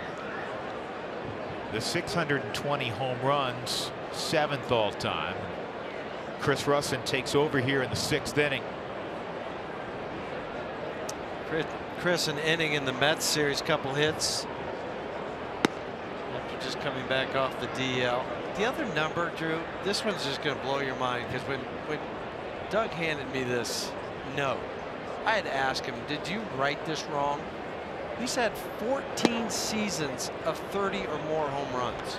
Well, when he was with the Cardinals, there was a stretch of 4 or 5 years that he was looked upon in the same way Mike Trout is looked upon today. A little different guy. This is interesting, playing on the outfield grass, because obviously Albert doesn't run well. Story afforded that ability that you see with second basemen a lot of times, with big, powerful left-handed bats, but he throws them out. You know what?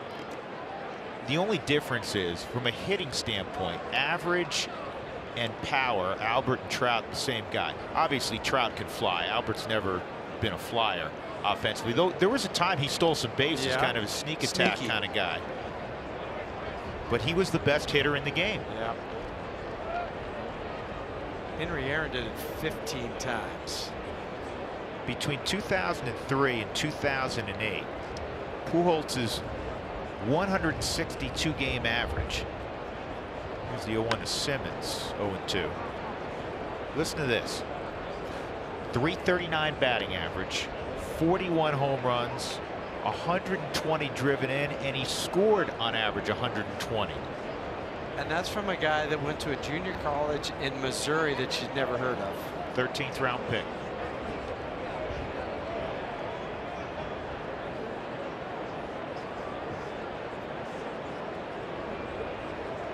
Quick pitch. I was kidding hitting college coach I know in the area who recruited one of my boys, and I said, "You screwed up, man. How did you not recruit him?" What did he say? He wrote back, "LOL." Yeah, that's all you can do. Yeah. So it's a big oops.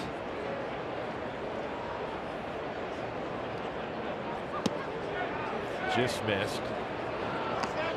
Simmons, a couple of ground balls, riding a 12-game hitting streak.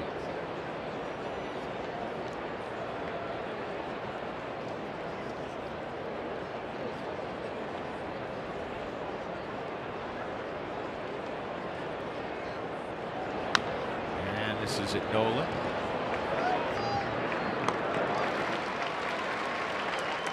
And Mother's Day is always special, and you can make it extra special this year with the Mother's Day ticket package.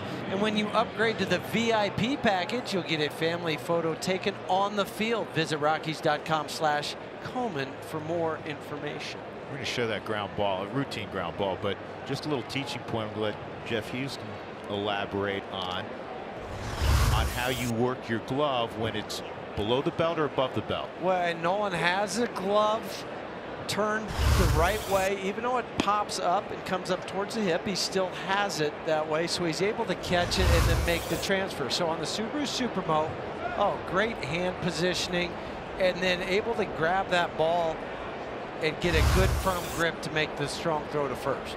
You see sometimes young Guys players will turn the it glove over the other way Yeah. when it's below their belt. I don't like that, because what happens then, so instead of having nice soft hands and giving with the baseball like this, like Nolan just did, if you turn it this way, you end up throwing your glove down, your wrist gets really stiff, and you work it that way, sometimes you'll throw it out of your glove. So it's really nice to see for him to use that funnel motion. Kind of does everything right, doesn't he? Yeah, he's a good player. Keeper. 1-1 on the struggling Ian Kinsler, just one for his last 22. Fly ball to left and a comebacker. 1-1 from Russin outside. Pitch back, sent it right back to Iannetta. And here is the war stick that Spilly was telling you about. Kind of whispering to it, isn't he? Yeah. Maybe? Oh, you do a lot of whispering at times to your bat. Draws a walk.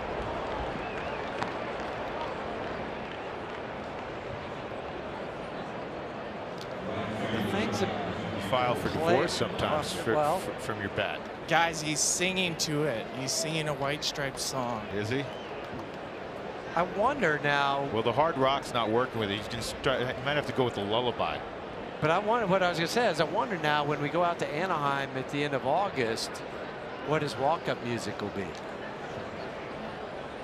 Will be that group? Listen, if he's still one for whatever, it's not going to be that group, if that's what he was playing. White Stripes.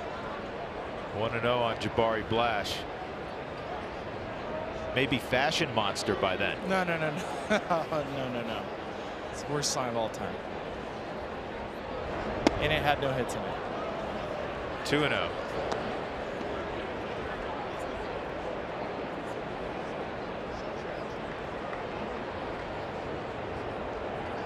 Here's a cryptic note from Dougie, who's our music aficionado. You got anything on this band? Seven Nation Army? No. Oh, it's a song. Oh, that's a song by the White Stripes. No. Well, whether it was the band or a song, I got nothing, and neither does my partner. Nope. 2 out, a man on. Rockies down 4-0, 2-0 on Blash. And this is at Nolan. And only because he has great hands, he's able to handle that. Almost took himself into an in-between hop, but he still handled it beautifully. That's why he's a 5-time Gold Glover.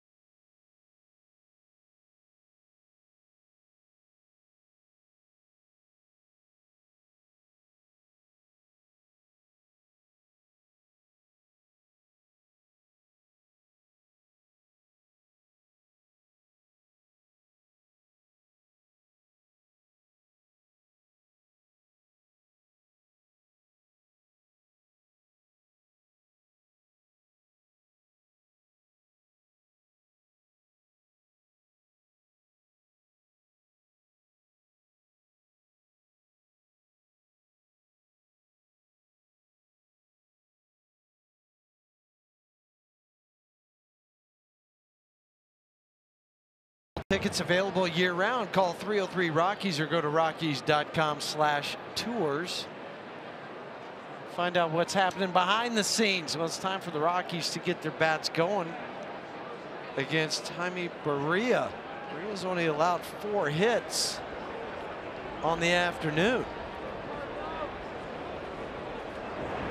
Nolan pulls it at the shortstop Simmons, and he doesn't handle it. And that's a perfect example of what we were just talking about. The great Andrelton Simmons on a play he normally makes had his glove in the improper position. Right, we were just talking about this. So watch what he does, how Nolan had it up. Now watch Simmons turn his over. And what happens then? He throws it down out of his glove. It's really hard. It's really stiff. I mean, that couldn't have worked out any better if we were talking about it. And it happens in back-to-back innings, half innings. How about that? And especially with the 3-time Gold Glover in his hands. But that'll be the 5th error of the year on Simmons. No, they're giving him a hit. Oh, they are. Okay. So ball was hit hard. Nolan getting the base hit there. That's 100 miles an hour off the bat. And if that holds up, that'll be 19 consecutive games for Nolan reaching. 4th time the leadoff man has reached today for the Rockies, yet they have not crossed home plate. Time for that to change. Carr goes 2 for 2, a double and a single. Snapped an 0 for 11 with a double leading off the 2nd inning. Rockies got him to 3rd with 1 out, couldn't cash that in.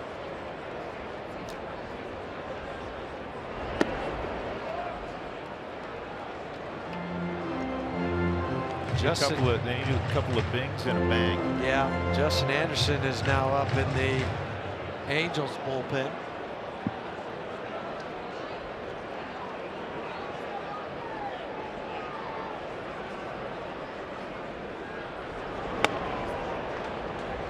Called strike. 1-1.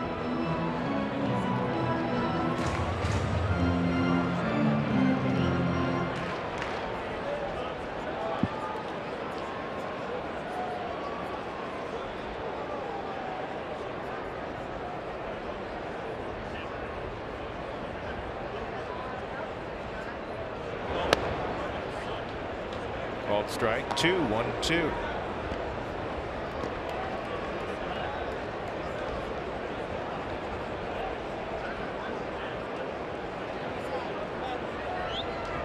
Trying to get that offense on track.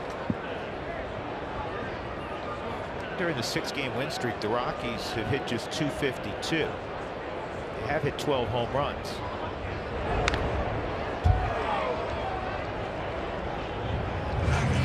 Fastballs now from Barria. They got a little length yesterday from Andrew Haney. He went 6 innings, gave up 2 runs. And Barria here working in the 6th inning. The reason I mention that is the Angels bullpen has had to work more innings than any other team in baseball because they're not getting any length out of their rotation. The rotation naturally have thrown the fewest amount of innings. And it has been shaky at times.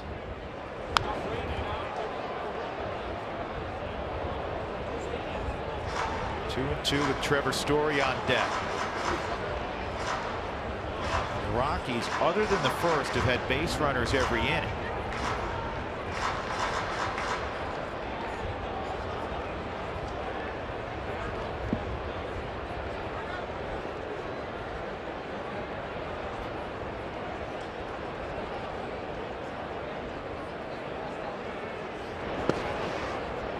Three and 2.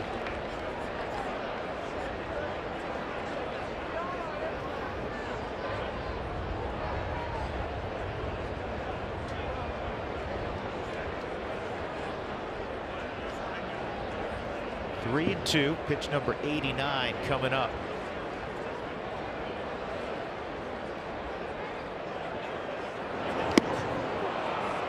And that is strikeout number 7 for Barria. Bring up Story. Fly ball to deep left and hit by pitch. That'll be all for Barria. Might Sosha writing things down on his card, which means we're going to have a double switch. Jabari Blash is going to come out. Chris Young's going to go in. And Anderson's going to be the next pitcher on the mound. We'll give you that all officially when we come back. 4-0, 1 out for the Rockies in the 6th.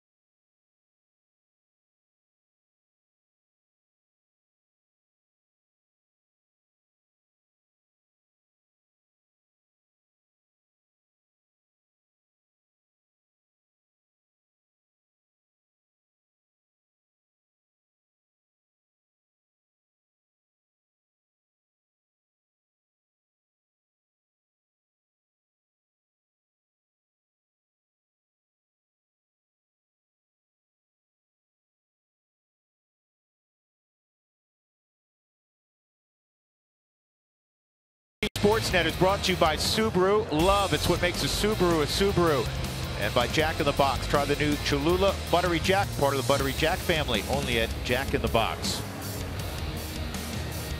Historic Union Station, just a couple of blocks from where we're situated at Coors Field. And so far the Rockies are down 4-0 as they bat with 1 out in the 6th inning, and they're going to see a new arm out of the bullpen. It is Justin Anderson for the Angels. He'll make just his 8th appearance of the year. And a blown save on Saturday.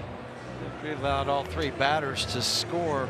Mike Zunino had a go-ahead home run against him in that game. 2-pitch mix for Anderson. Fastball, slider. The fastball averages almost 98 miles an hour. The slider at 86. That's it. We'll throw more sliders than he does fastballs, though. But you think somebody throwing that hard would go with the fastball instead. Chris Young now in right field, batting 9th in the lineup. The pitcher went into Jabari Blash's spot in the lineup, which was 7th. Story takes a strike on a slider.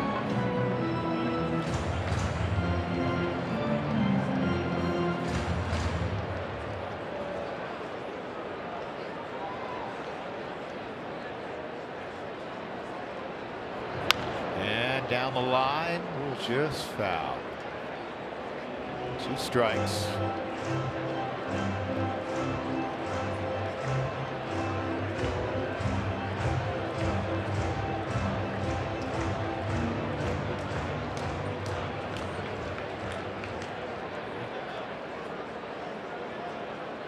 Trevor from the Dallas Fort Worth area. Anderson went to UTA, Texas Arlington, strikeout. 2 outs, and that'll bring up Iannetta. 3 pitches, 3 sliders from Anderson. Let me correct that. He went to the University of Texas, San Antonio, not Arlington. Anderson.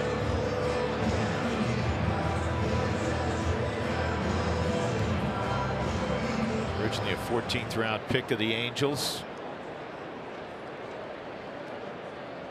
Iannetta, walk and a strikeout. There's the fastball for a strike.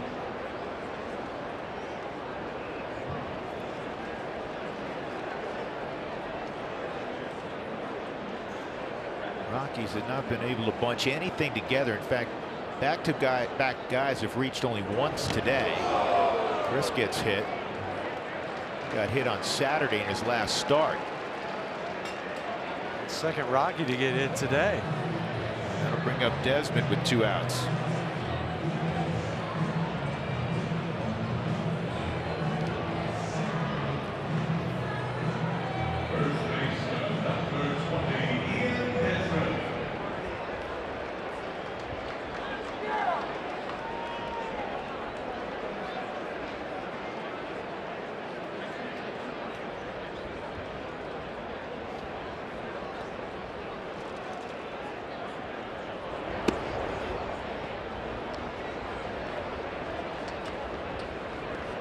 Strike one on Desmond. Struck out on a fastball looking in the second. Swung at 3 straight changeups in the fourth.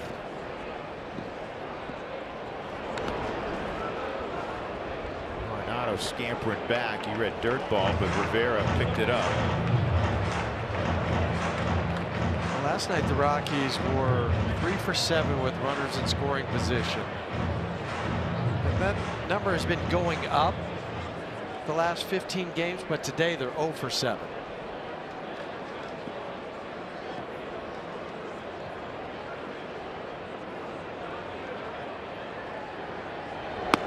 And that's a strike.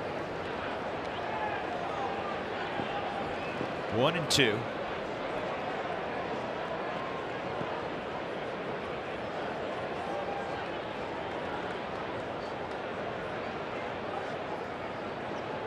Two outs, 2 on.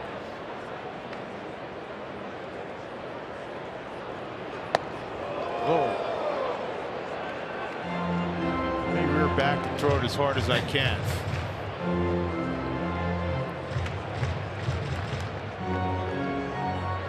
Luke Lelouch there.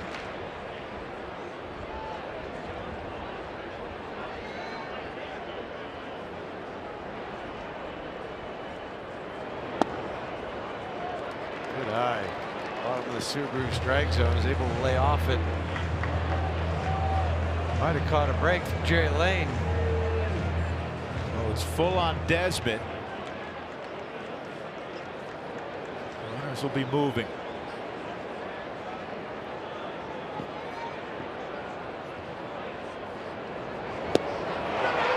And the struggles continue for Ian.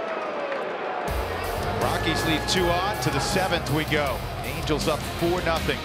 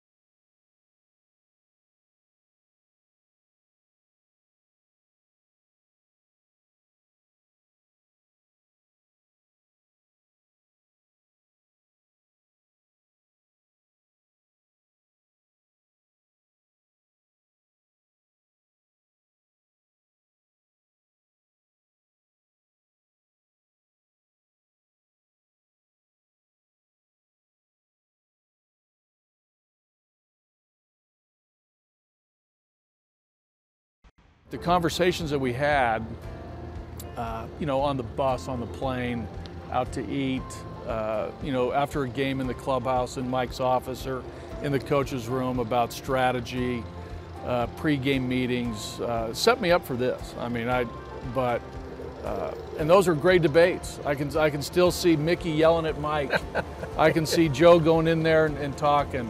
And Ron, who, you know, yeah. Ron's very convicted, Mike, as you know, There's no in his beliefs. But, that's but it was great. It was such good stuff. This ball on its way out of the yard. Rene Rivera with his second home run of the year. And he goes opposite field, and it's 5-0. Angels have hit 3 long balls today. It's accounted for 4 of their 5 runs. It's almost on base what the Angels are averaging for runs per game this year. 5.09 to be exact. Maybe a changeup or a cutter from Chris. Hard to see because that ball wasn't moving like a conventional changeup or the cutter. In any event, it's a home run for Rivera.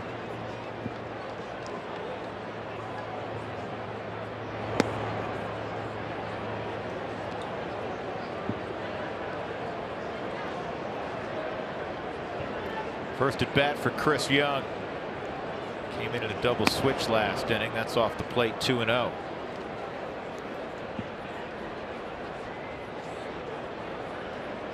Young was saying yesterday, goes, man, I haven't been here in a while. He used to be here, used to be in Colorado all the time when he was with Arizona.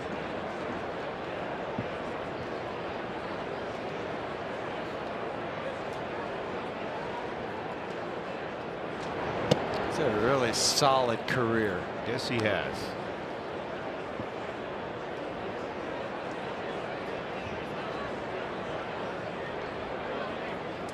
Did he tell us yesterday he's got 12 years in now? Yeah.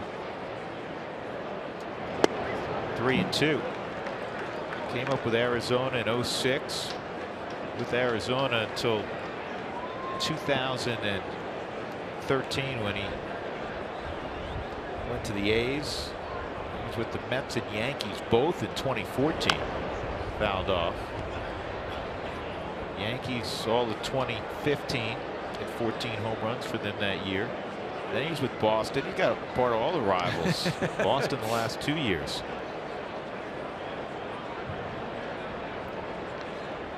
.34-year-old, and this is bounced to Nolan. He's got to hustle.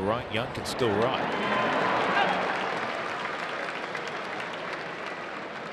One out in the 7th. That'll bring up the former Red Zach Cozart, who had a double leading off the ball game. Trout played it in with a single. And then in the 3rd on a 1-2 pitch, he hit one in the seats and left. 2 for 3 this afternoon.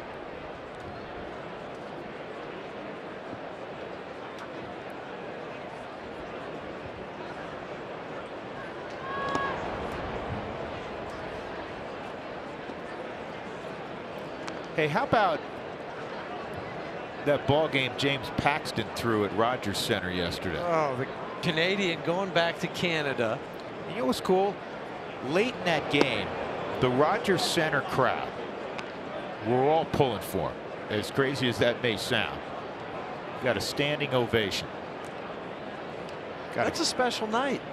It's a special for night. a guy that was born in the country. He's Canadian. Yeah, born and how in about, BC. Yeah, how about this? You know, now you've got 3 no-hitters thrown in 3 different countries. That's right, because the one in Monterrey, Mexico, the combined no-hitter for the Dodgers. Minaya. It's a great performance for the A's.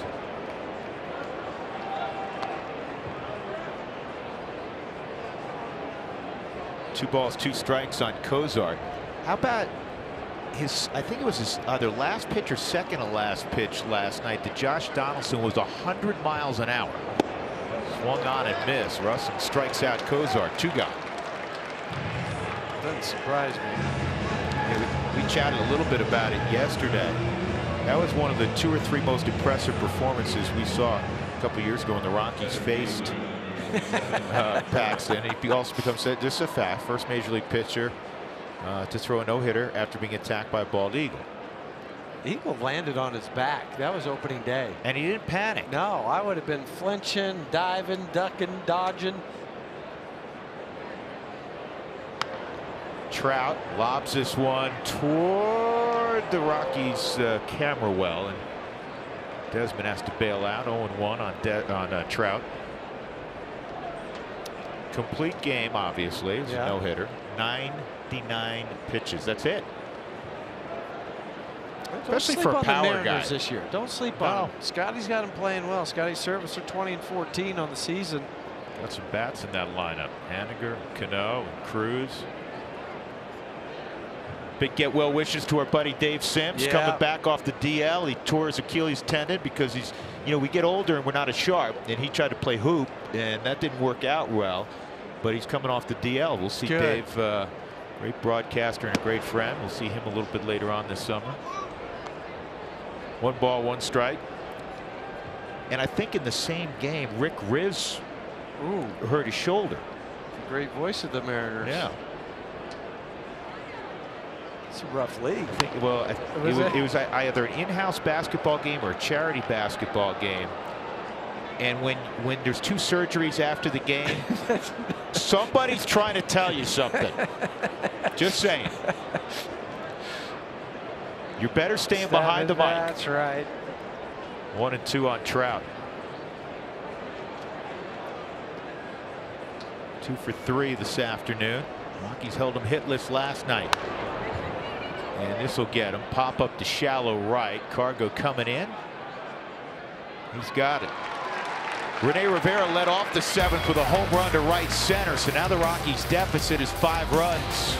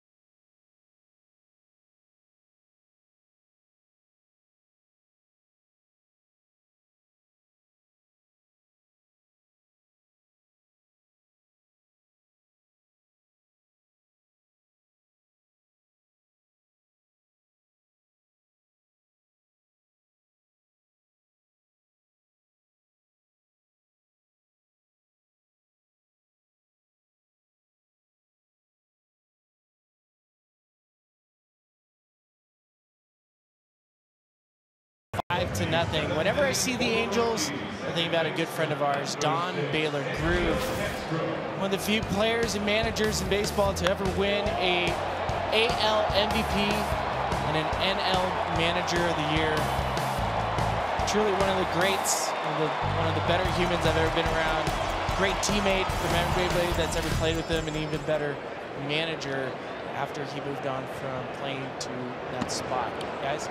Yeah, absolutely. And I defer, I loved visiting with Groove. I knew him as a manager, knew him as a hitting coach. You played for him. Yeah, I did. And it's a treat and an honor for me to say that Don was my manager. And just the impact he had not only on my career, but also on my family. It was wife Becky, what a sweetheart. We miss Groove a lot in this game. Great human being. Yeah, he was larger than life. Really was. Talk about a big man, a quiet demeanor who everybody around him had such great respect for. And I think what he did for this franchise, setting it off, giving it a great foundation. Perfect guy to start it out. Yes. It's a great move by the late Jerry McMorris. This ball is on 1 hop with some English. Gian Kinser Castro is retired, and Gerardo Parra is going to pinch hit against Anderson with 1 out in the 7th inning. I want to share a Don Baylor story with you. He had a great sense of humor. I don't think many people realize just how funny Don Baylor was. Oftentimes, he would talk to the bench players, and myself included. He goes, "Billy, you in the lineup today?" And he'd usually be sitting on the top step with the bat in between his hands. I was like, "Yeah, Groove, I'm in there." He'd look at me right square in the eye and go, "Why?" Like, that wasn't a sense of humor. He's being serious. no, come on. Really?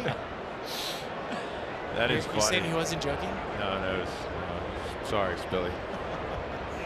I miss Groove. Yeah. I miss that guy. He's honored in the Rockies media guide this year. Even his battle against that form of cancer was a quiet one. I didn't know about it for a while. One strike. And a bouncer to Kinsler, 2 outs. Well, the Rockies just have been confounded today by Jaime Barria for 5 1/3. And now Justin Anderson. Blackman coming up with 2 outs, nobody on. Charlie's 0 for 3. Last night, Blackman was 0 for 2, though he walked twice and did score a run.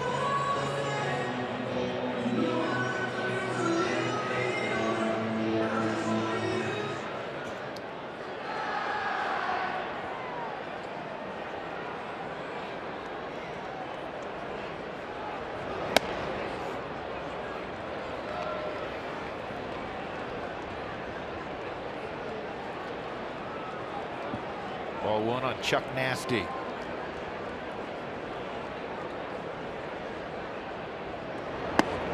That's a strike.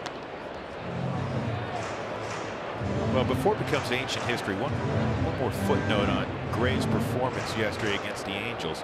He became one of just 7 pitchers this year against that vaunted Angel lineup to go 7 innings in a game. He's the only one of the 7 to not give up a run, though.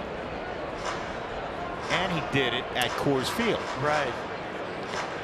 And after that, you and I were talking to him today in the locker room before he went out to start preparing again for his next start. And we were kind of joking around a little bit about that first inning and how it was a little shaky. He goes, yeah, he goes, but once I made that slider to Zach Cozart, I knew things were going to be better because I finally found that one. And then I knew I could go back to it again. Basically unhittable after that. Gave up 2 hits in the first inning and the walk, and then he gave up 2 measly singles after that. 2 and 2 with 2 outs on Blackman. And that is strike 3. So the Rockies go quietly in the 7th. It's 5-0 as we approach the 8th inning at 20th and Blake.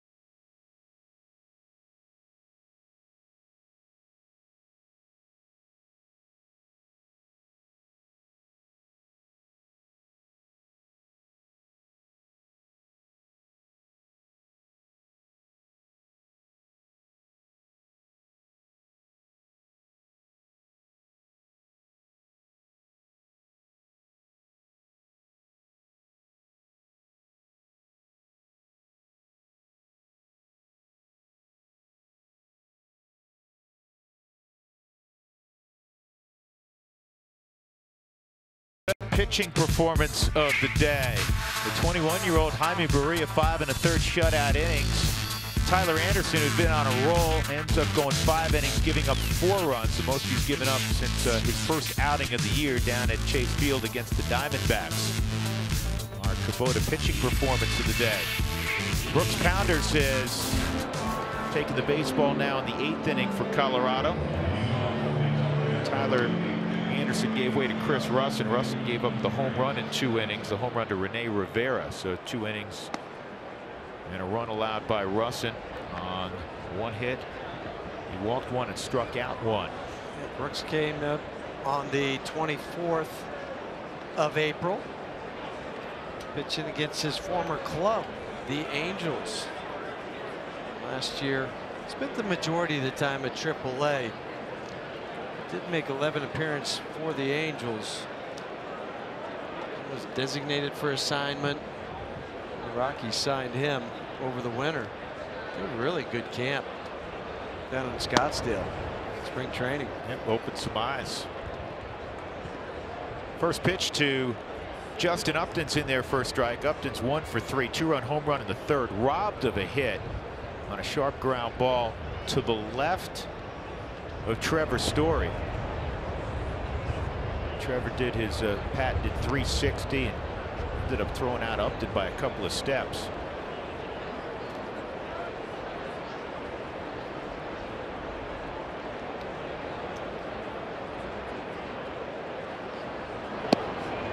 Takes a slider off the plate. 2-1. Angels have not been to the postseason since 2015. You always think of them as a fixture in the postseason. I don't think they've won a playoff game since '09, though. This ball toward the gap in right center field is going to be extra bases for Upton.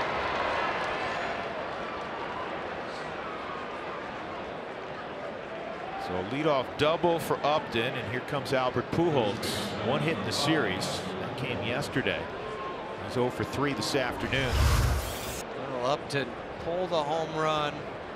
This time goes with the pitch, the fastball away into the right center field gap on the Subaru Supermo. Let's talk about the Angels and think about that division. It's pretty tough now with Houston doing their thing. That's a lot like the NL West. Yeah, right. Mentioned Seattle improved. You know, the team that's been surprising has been the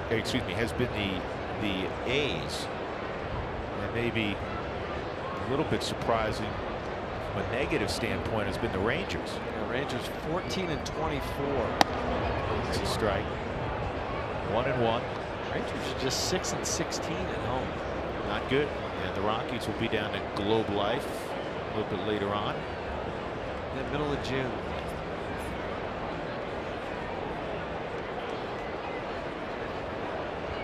Here's the 1-1. And Pujols lines this to right. Cargo can't get this one. It's going to run to the wall. And a 6th run will score. Upton coming around. And Pujols. It's not pretty. Albert really struggling with the feet. The issues he's had, the surgeries on the heels, but he gets a double, and it's now 6-0. That's his 21st RBI of the year. 2 times now the Angels have gone with the pitch, and Albert takes it to right center field, scoring Upton, and that'll be it for Albert. Just coming off the field with the 6-0 lead. They'll put Marte into at least run for now. Albert hearing it from a section of the crowd. Angels fans here certainly, but everybody ought to salute him. We said it earlier. What a marvelous career. Not that he's done. He's got several years left on that 10-year deal he signed when he moved west from St. Louis. Over 3,000 hits. Now his RBI number 1939 of his extraordinary career. That's 9th on the all-time list. Next up that he's chasing, Ty Cobb. Great play by Nolan, but Desmond was pulled off the bat. It'll be an infield hit. Marte stayed put at second. Nolan ended up making this throw. He was out in the shortstop area. Just pretty nice to be able to just reach it. Then pull Desi off the bag. He tried to come back and get his foot there before Simmons. Simmons too fast.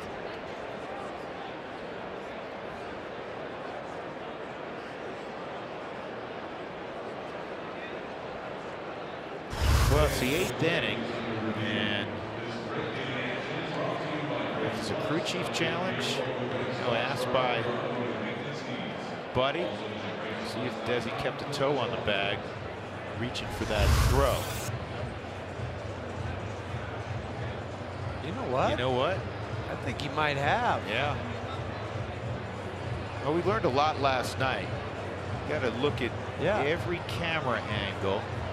He's out. He is out. He is out. Great play by Nolan. Well, and good call too from Brian Jones to say, hey, take a look at this. Because I mean, watching it with the naked eye, you think, nope, he came off the bat. Well, that's why I pointed out last night when Nolan scored and slapped the plate, the throw beat him, and it looked like the tag that was put down by Maldonado last night on the first angle. It looked like, oh, he's out. No question about it. And then we had that great look from from left field. Brian Peters out there. It zoomed in, and when you looked at this angle, you could tell, okay, he didn't tag him, which from the other angle looks clear as day that he tagged him. Then Nolan got the hand in, and that was big. The Rockies' 4th run at the time, they went up 4-0. But remember that Upton would hit an 8th inning 2-run home run. 1-1 on Kinsler. That's a good thing about replay. Sometimes people say, oh, replay takes too long and they're replaying too many things. But on plays like that, I think that's where it's really a lot of value. And I would say this, Huey, that it appears from all the games we've done this year and in years past, they're getting it done quicker in New York. Yes. Which is good.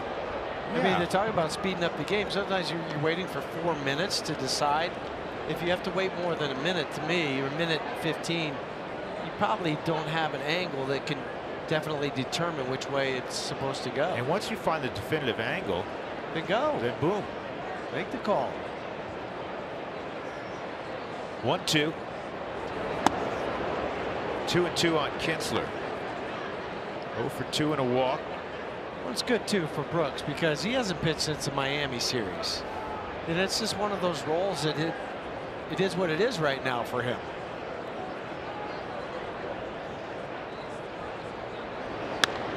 And that's a base hit. Marte coming home, and the throw is cut off by Desmond. 7-0 Angels. Kinsler snaps a 1 for 22 and has just his 3rd RBI and his 1st since April 13th. And here comes Shohei Ohtani. He's going to pinch hit. This is the pitcher spot, the 7th spot in the order now after the double switch an inning ago. So Ohtani, who pinch hit yesterday, grounded out to Desmond. Come up against pounders.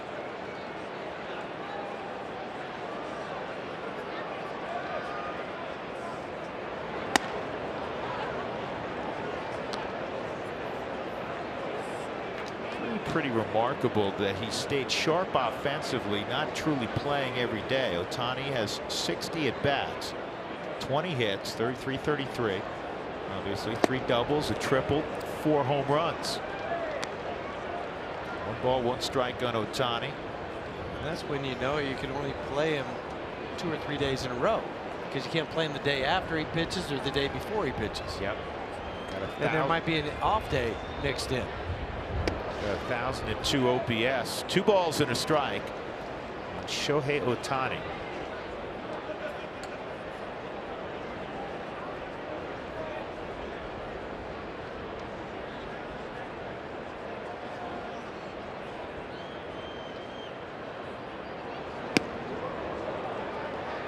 3-1.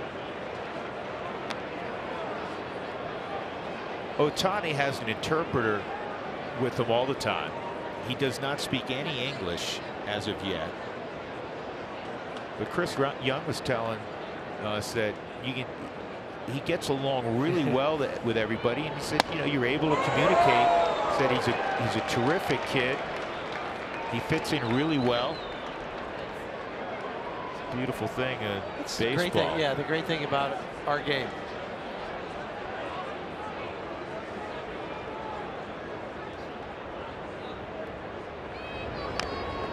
Ohtani fouls that pitch off. Yeah, he checks up. He checks on Chris. You okay? Sorry. Chris got that one on the back of the hand. Chris is going to get all kinds of get well soon cards from Mike Trout, Shohei Ohtani. And he comes up and all the cameras come out.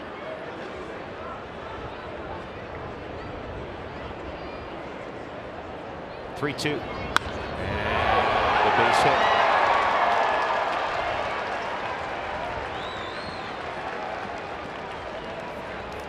Hey, Spilly, again, we defer to you because of your time spent in the Far East.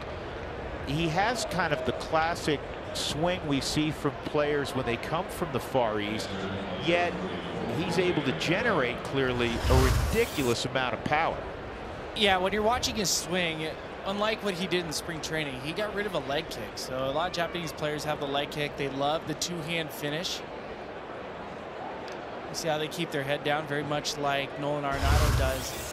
And I remember seeing him 19 years old. He was much more, he was very quiet, would rest the bat on his shoulders. And the first time I saw him, and you guys might remember this player, John Olrud. Yeah. Same size, left-handed swing. He was inside outing out in the baseball. And I go, wow, for a Japanese player, I saw very Americanized or Western baseball cultured swing. That's kind of what you're starting to see too.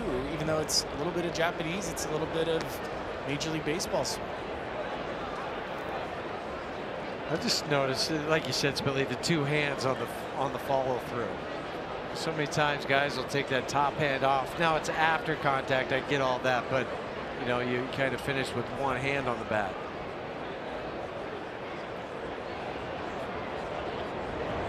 Rivera fouls that pitch off. 2 strikes on Rivera. Ohtani, 5 years with the Nippon Ham Fighters, and yet he won't turn 24 until July the 5th this year. And he desperately wanted to come to the United States, play against the best talent in the world. Had he waited, he could have made a ton more money. Yeah, but he didn't want to. That wasn't the point. Figured he would make his money over here after he proved that he belonged here. Because if he waited, the posting fee and then what he could have signed for would have been much higher. And this should be 2. Story will take it himself. That'll end the inning, but 2 more runs come around for the Angels in the 8th. They lead 7-0 at Coors Field.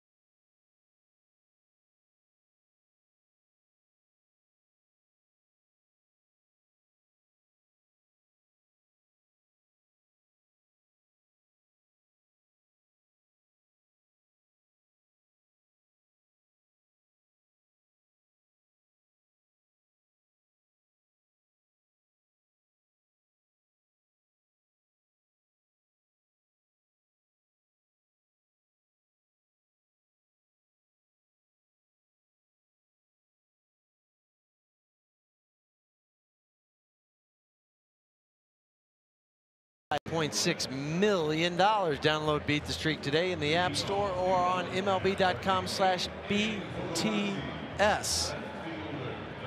Well, new pitcher for the Angels is Jose Alvarez, 20th ball game on the year. Opponents hitting 186 against Jose. Lefties 154.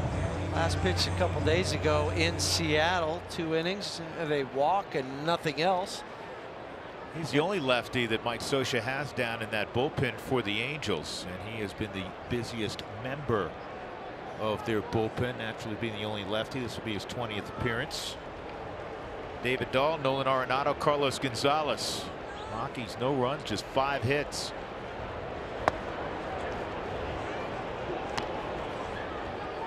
That's the top end of Jose's fastball. The slider checks in about 82 miles an hour. Change up around 81. Ball and a strike. David had a double left center in the 3rd with 2 outs. Nolan grounded out behind that. He also lined into a double play in the 5th. And he's got himself a 2-hit ball game. And that, I believe, is his first hit left on left this year. David was 0 for 15 prior to that. And he's not a guy who's moved down the road to be a platoon guy. This guy's always hit lefties coming up in the minor leagues. A couple years ago when he was healthy, when he made that great 2-month debut with the Rockies, he hit lefties. Yeah, it didn't matter. Righties, lefties, over the top, 3/4, sidearm. He can hit. He can hit. Nolan had an infield hit in the 6th, so now he's reached in 19 straight games, which is the 2nd longest streak of his career. We were discussing that earlier. His longest was 2014. He reached in 30 straight.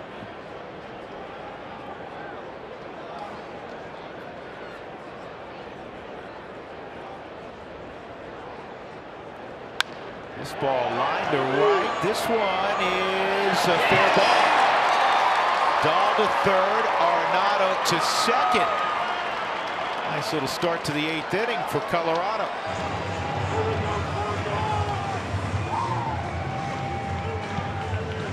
First time today that they've had back-to-back hits. Well, Mullins is good as there is at just keeping that head down. But then the strength to hit it this far opposite field where it goes 1 hop off the wall. Chris Young gets it back in. Cargo step up. He's 2 for 3. Double, single, and strikeout.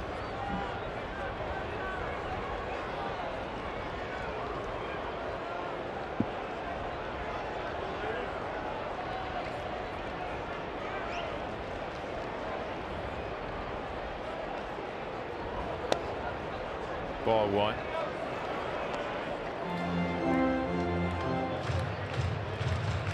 You're talking about David hitting against lefties. Back in that 2-month stint in 2016 when he started out his career with a 17-game hitting streak, which tied the major league record out of the gate, he had .313 against lefties. Yeah, that's not a fluke for that long. You know, week, maybe 10 days, 2 weeks. Well, the guy at the plate, you know, in his career, this guy was, you know, has been a superstar in his tenure in the big leagues. Between 08 and 2016, Cargo hit just under 270 left on left, but last year is 206. And so far this year, he's at 200 left on left.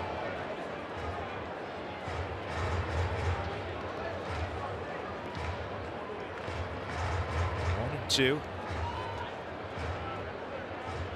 Rockies need to finish with a flurry today. Yes, they down do. A 7-spot late.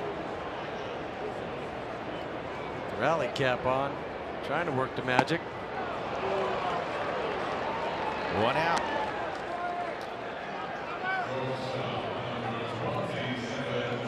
Trevor Story 0 for 2, hit by a pitch back in the 4th inning.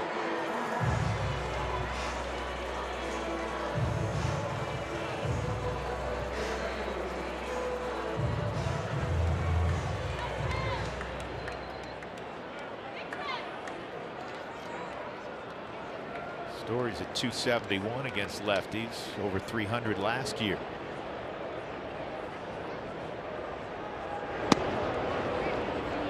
Rockies have had more chances with runners in scoring position. LA's 3 for 6. Rockies, though, 0 for 9.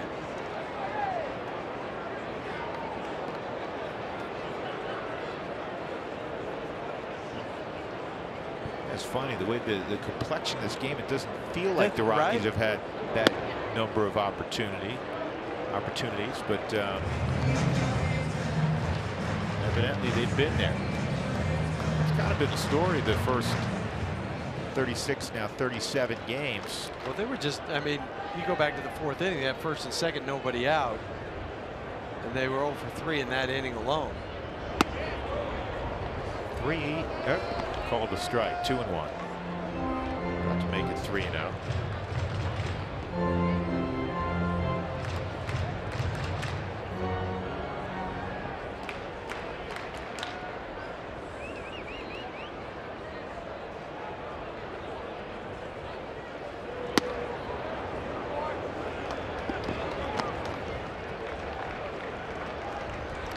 Trying to stay away from Story.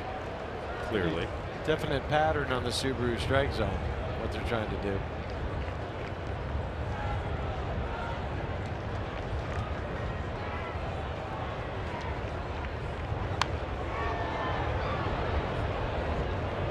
Full count on Story. Dahl at third, a single. Nolan's at second, a double.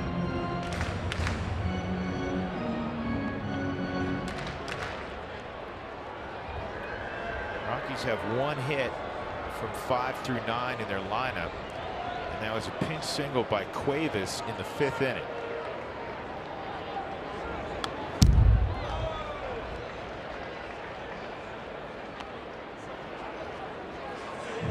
Story's driven in 14 over his last 15 ball games, leading the club in fact with 23 driven in.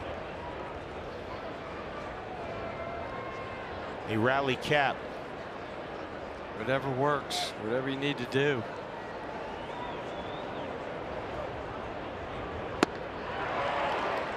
And a swing and a miss, 2 outs. The Rockies have struck out a bunch today. Berea struck out 7. Anderson in an inning and 2/3 struck out 3. And now 2 strikeouts for Alvarez.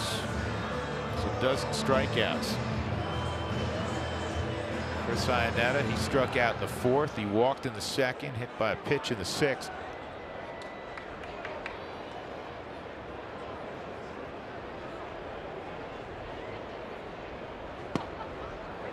Everybody in the starting 8, except for David and Nolan, have struck out today.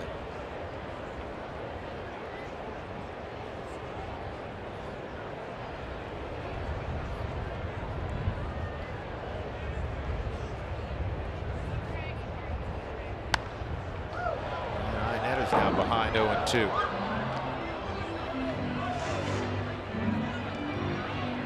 The 6-game winning streak the Rockies have put together, it's clearly on the line. All 6 wins against teams above 500. Started in Chicago, took 2 in Chicago, swept the Mets.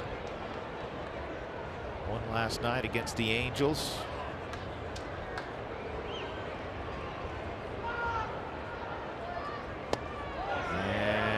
Went.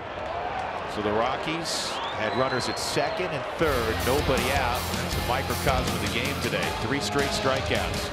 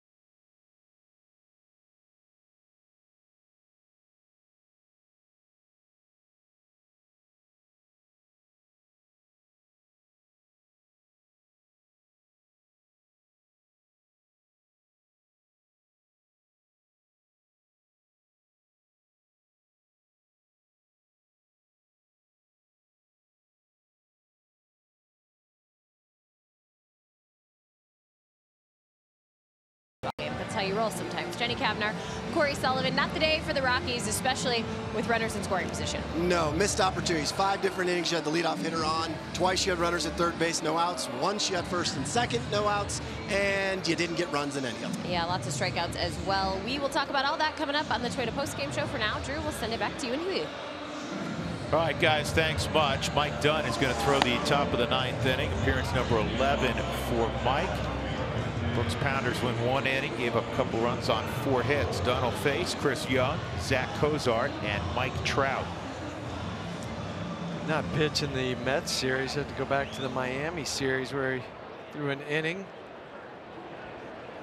Gave up an earned run that came on a solo home run.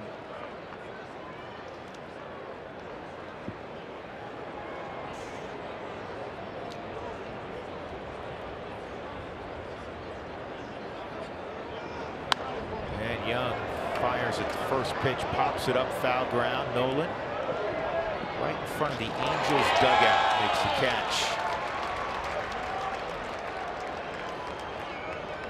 You're looking for an affordable way to entertain family, friends, clients, or employees? Ask about the Sunday Monday Super Suite special. Tickets start at $100 per person, and it includes a catering package.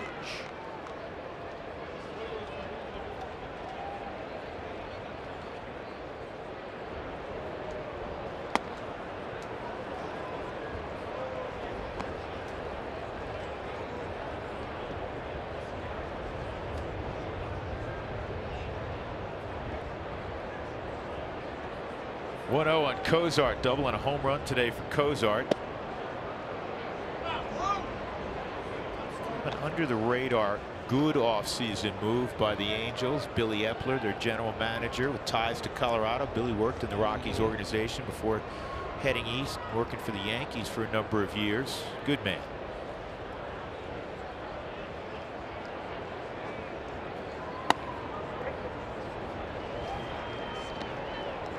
They needed to get some more athletes in their lineup, and they did that with Cozart.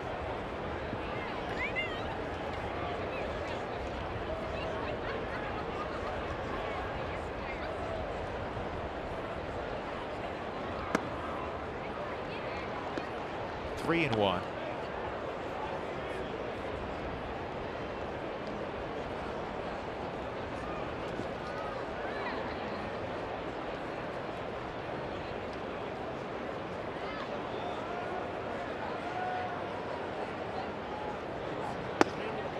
Dunn walks Cozart.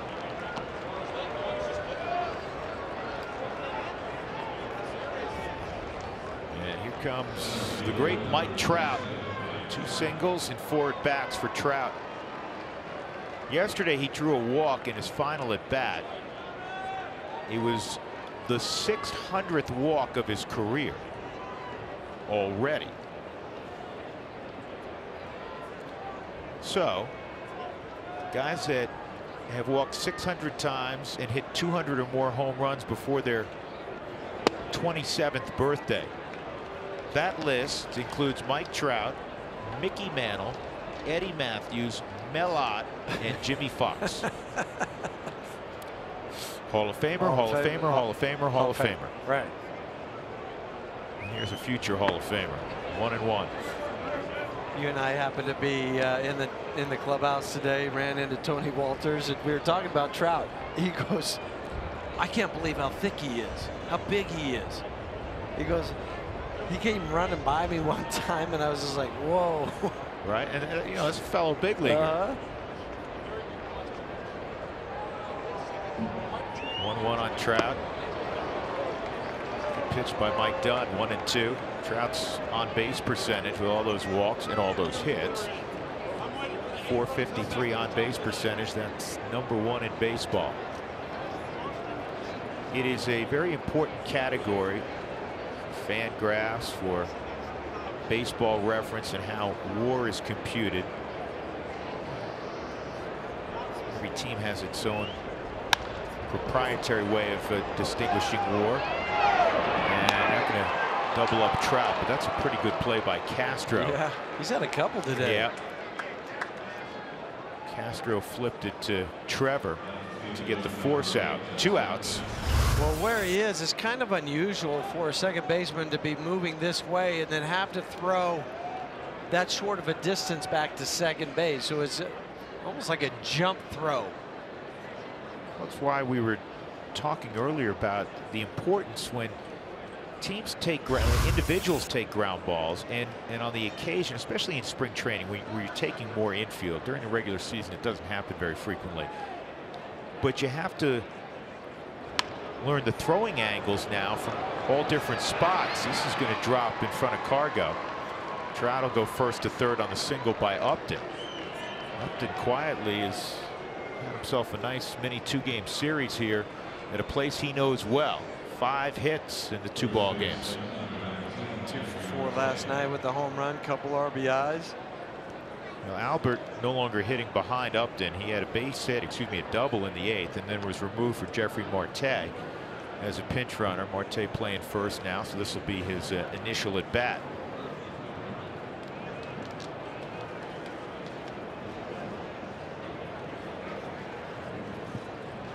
What'd you say a moment ago? Trout has a .453 on base percentage this year, leading all of baseball. Correct. That Dougie look up, and I knew that who had the record for an on-base. I know where you're going with this. On-base percentage for a year. You know who it is. Barry Bonds. Barry Bonds. It was over 600. Yes, 609 in 2004. 609. He had 232 walks that year. Crazy. 609.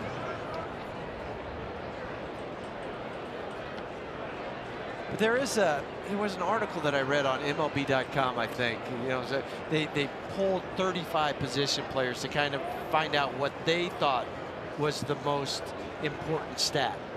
It's pretty interesting what the players think is. Was there a consensus? No, there wasn't. It was kind of all over the board. I think Charlie was one of the 35 that they asked. He thought OPS on base was up plus there. slugging percentage. I think Trout thought it was runs scored.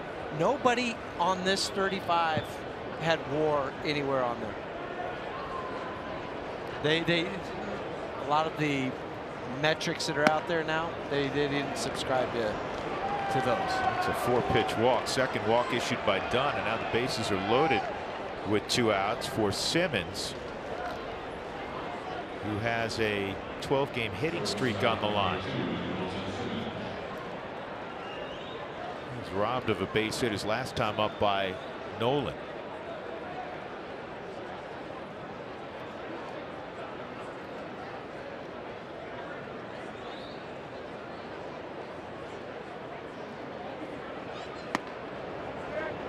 Ball 1. Well, a category that's fallen out of favor with a lot of people that subscribe to many of the new metrics is RBIs, because it has a whole lot to do with guys getting on in front of you, an opportunity, which I agree with. But there's some guys that all of a sudden start knocking guys in, like a Nolan Arenado, when they have the opportunity. As good as they are, they become that much better when there's runners in scoring position. So the number 1 by the players, and it got 10 votes, was OPS. That's interesting. So only 10 out of 35 said OPS. So 6 votes for on-base percentage, which is a component of OPS. Yeah, 5 votes for RBIs, 4 votes for runs scored, including Mike Trout and Mookie Betts, 3 for batting average, 3 for games played. Interesting. Now it's 3-0 on Simmons. Nowhere to put him. And there was a couple. I should have said there was nothing. There was no WAR, but there was like some stray votes. Jed Lowry said hard hit percentage. Tim Anderson walk percentage. Brian Dozier runs created. 3-1. Pitchers also had their 35 guys to vote too. Innings and appearances got 10 votes. Nobody picked wins, I bet. ERA 7. Whip 7 votes, which you really like a lot. Yeah. Inherited runs scored 2 votes, and strikeout to walk ratio 3 votes. Holds 2 votes. That is ball 4 and done. His third walk is just forced in a run. So this game has turned rather ugly for the Rockies. 8-0 they trail here at the top of the ninth. What was it? As Steve Foster comes out, what was the #1 category for pitchers again? For pitchers, it was innings and/or appearances. 10 votes. Interesting. I don't know if I'd buy, like, appearances. I get it. You know, if they keep calling your number, you have to be doing some good things. Otherwise, the phone will stop ringing for you. Well, what they say here is the rationale is if you're compiling innings and opportunities, it means you're not hurt and that you are not routinely getting shelled. It's kind of the offensive equivalent of games played. Yes. I'll tell you something. You know, knowing Charlie Blackmon the way we do, Nolan Arenado the way we do, as great as their conventional numbers are, they take tremendous pride in posting up every day. Yes. Look at Charlie running around center field at Coors Field and playing 159 games last year. 1-1 on Kinsler, 2-1 on Kinsler. I thought it was great to hear from the players. Yeah. Because so many times in this game, it's, well, you put something out there. Well, it's Joe broadcaster, Joe sports writer, and yeah, great. But I'm with you. I want to know what those guys what they do. think is the most important thing, because they're playing the game. And I think the 3 guys that voted for RBI had to be over 30, right? Yeah. Slowly hit to Trevor. He's got to go the long way, and he's going to get Kinsler. In the inning, there was a hit and 3 walks, which produced the 8th run for the Angels. We'll go to the bottom of the 9th inning, 8-0 Angels.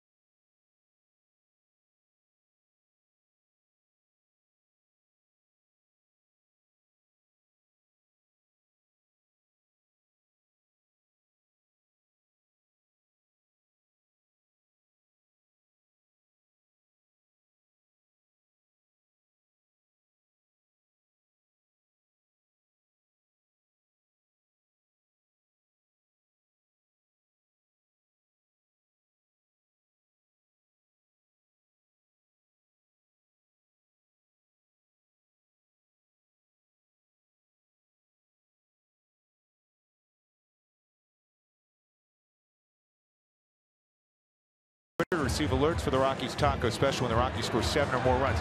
They need at least 7 right now because the Rocks are down 8-0 as they come to bat in the bottom of the 9th inning. And that other kid we were talking about out of the U.S. Virgin Islands is now on the mound. This is Akil Morris. First time out on this road trip for Akil, called from AAA Salt Lake City. Second time that he's been up with the Angels this year. His Angels debut against Oakland back on April 7th. And Morris, fastball, changeup, and an occasional slider. So Ian Desmond at the plate.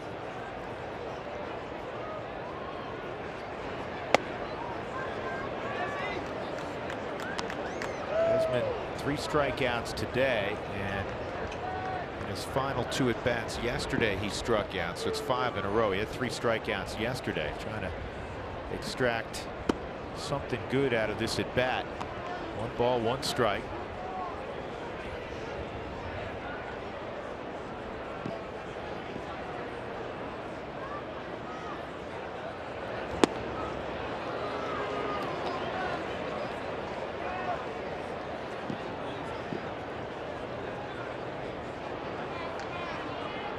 Struggling with the off-speed pitch, Huey. 1 and 2. The slider mainly.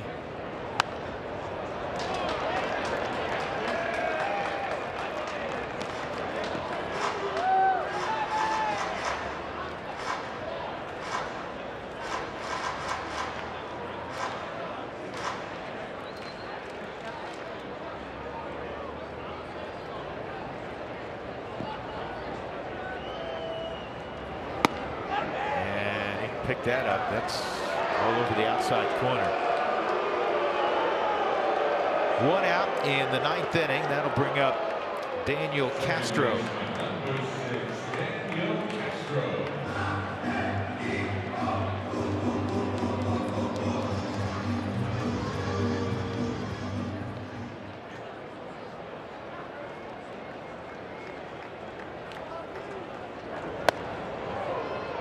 Ball 1 on Castro. Tony Walters has come out to pinch hit in the 9th spot.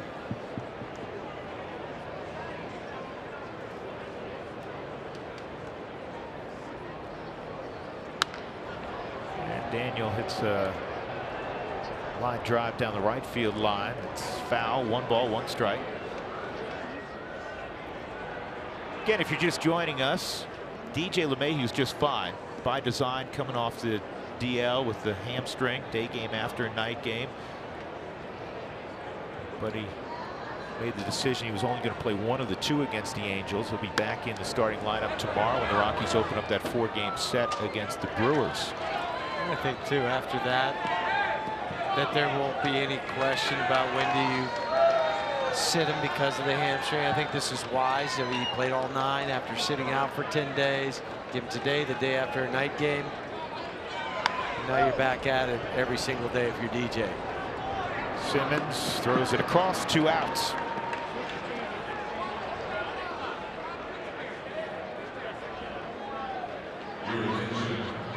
Tony Walters hit the ball hard last night, getting the start behind the plate, catching John Gray again.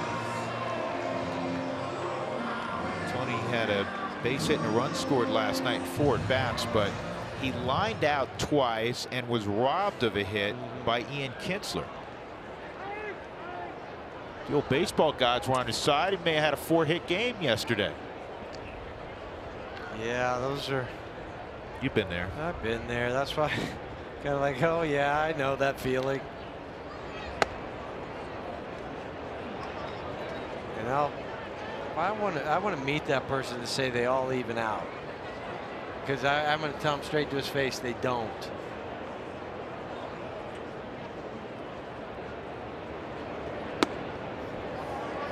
Two and nothing on Tony.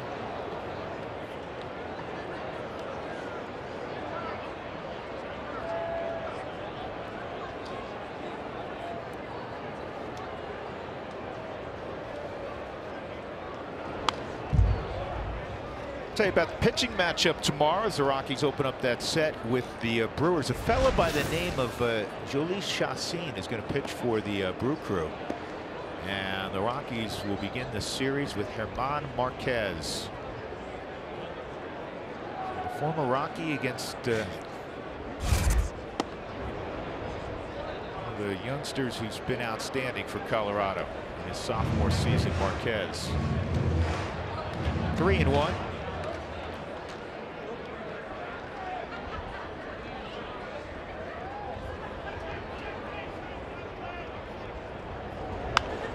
Fouled off. And the Brewers doing a nice job in the NL Central. They came into action today 21-15, and I think they're done. They lost today at home to Cleveland 6-2, so they're already en route to Denver. So they're 21-16.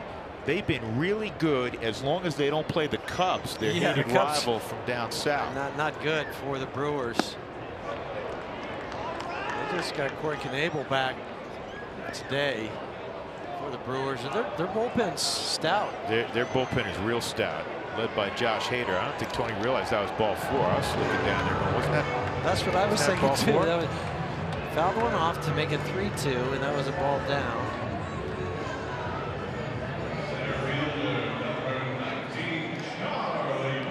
It's been a rare day for Blackman. He's 0 for 4. for 6 in the series with a pair of walks.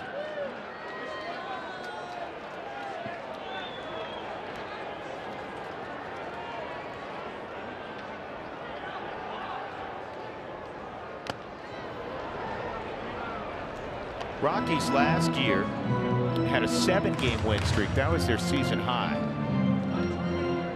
Rockies had a 6-game winning streak coming in. They had 2 of those last year. And I think the good teams, the teams that, you know, win 85, 90 plus, there's a base hit for Charlie. Hit it in the right spot. Tony will go first to third. The good teams at the end of the year are able to put together 3 or 4 stretches where they win 7 in a row, 10 out of 11. That kind of deal, 9 out of 10, 11 out of 12. And then stay away conversely from the others. Yeah. And then when you add them up at the end of the year, you're where you want to be. You're in that 90 win category. That's right, because you just keep winning series, and even if you drop 2 or 3 in a row, you're still 4 or 5 games above where you were prior to that. Charlie slides to second. Defensive indifference is how you score that. David Dahl has had 2 hits today, a double and a single, lined into a double play. He's had a solid day at the plate.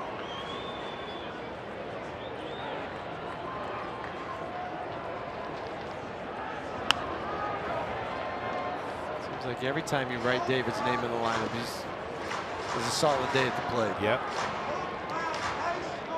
You know, looking at the Milwaukee series, they have 3 TBAs after Chacin.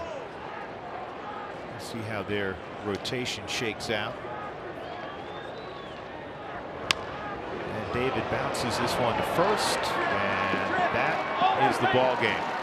So the Rockies win last night, and their 6-game winning streak dies today against the Angels as the Los Angeles club from Orange County wins it 8-0. Berea, the 21-year-old, improves to 3-1. Tyler Anderson drops to 2-1. And it's the 3rd time this year that the Rockies have been shut out. And one of the stories of the game, with runners in scoring position today, the Rockies went 0-for-12. And with that, we go to center field. Here's Jenny Cavnar. Jenny? Yeah, lots of that offense to break down coming up on the Toyota Post-Game Show. Drew, that and interleague play over, at least for this homestand. Milwaukee coming to town. We'll get you set up for that next.